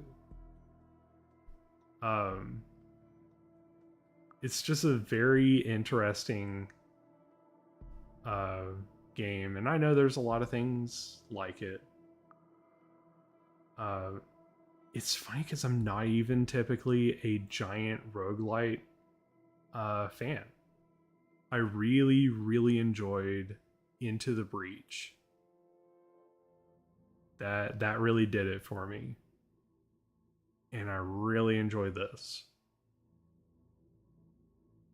And it's not even just because of the IP connection and I really love the show. It's just I don't know, it just works. As uh, Todd Howard once so eloquently put it. It just works.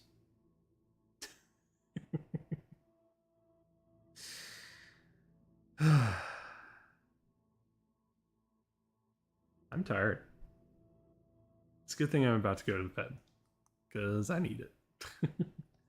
If you haven't already, please pick up my book, The Bones of Night. It is a unsettling adventure that, if you're a fan of horror, things like Event Horizon, Alien, found footage stories, I think you'll really enjoy it.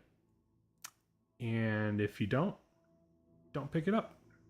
Or you could anyway, if you're a glutton for punishment. Would you like to read something you won't like? Pick it up today. I have at least one more book coming out this year. I was gonna possibly do a third, but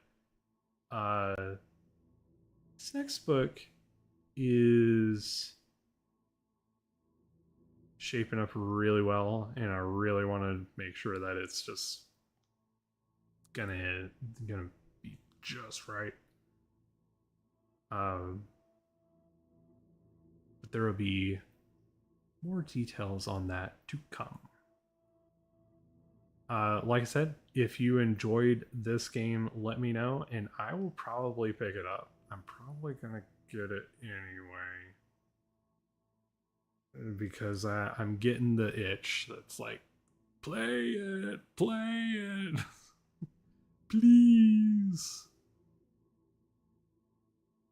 Anyway, I hope you all have a wonderful, fantastic night. Morning. The morning kind of night. Until next time, I bid you good fortune, good health, and good game. And I'll see you in the next class. Buy my book. It's good. I promise. Have a good night, everybody.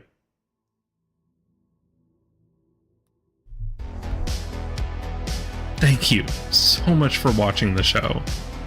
Check out the links down below and come hang out in Discord or social media with us. Until next time, I bid you good fortune, good health, and good game. And I'll see you in the next class.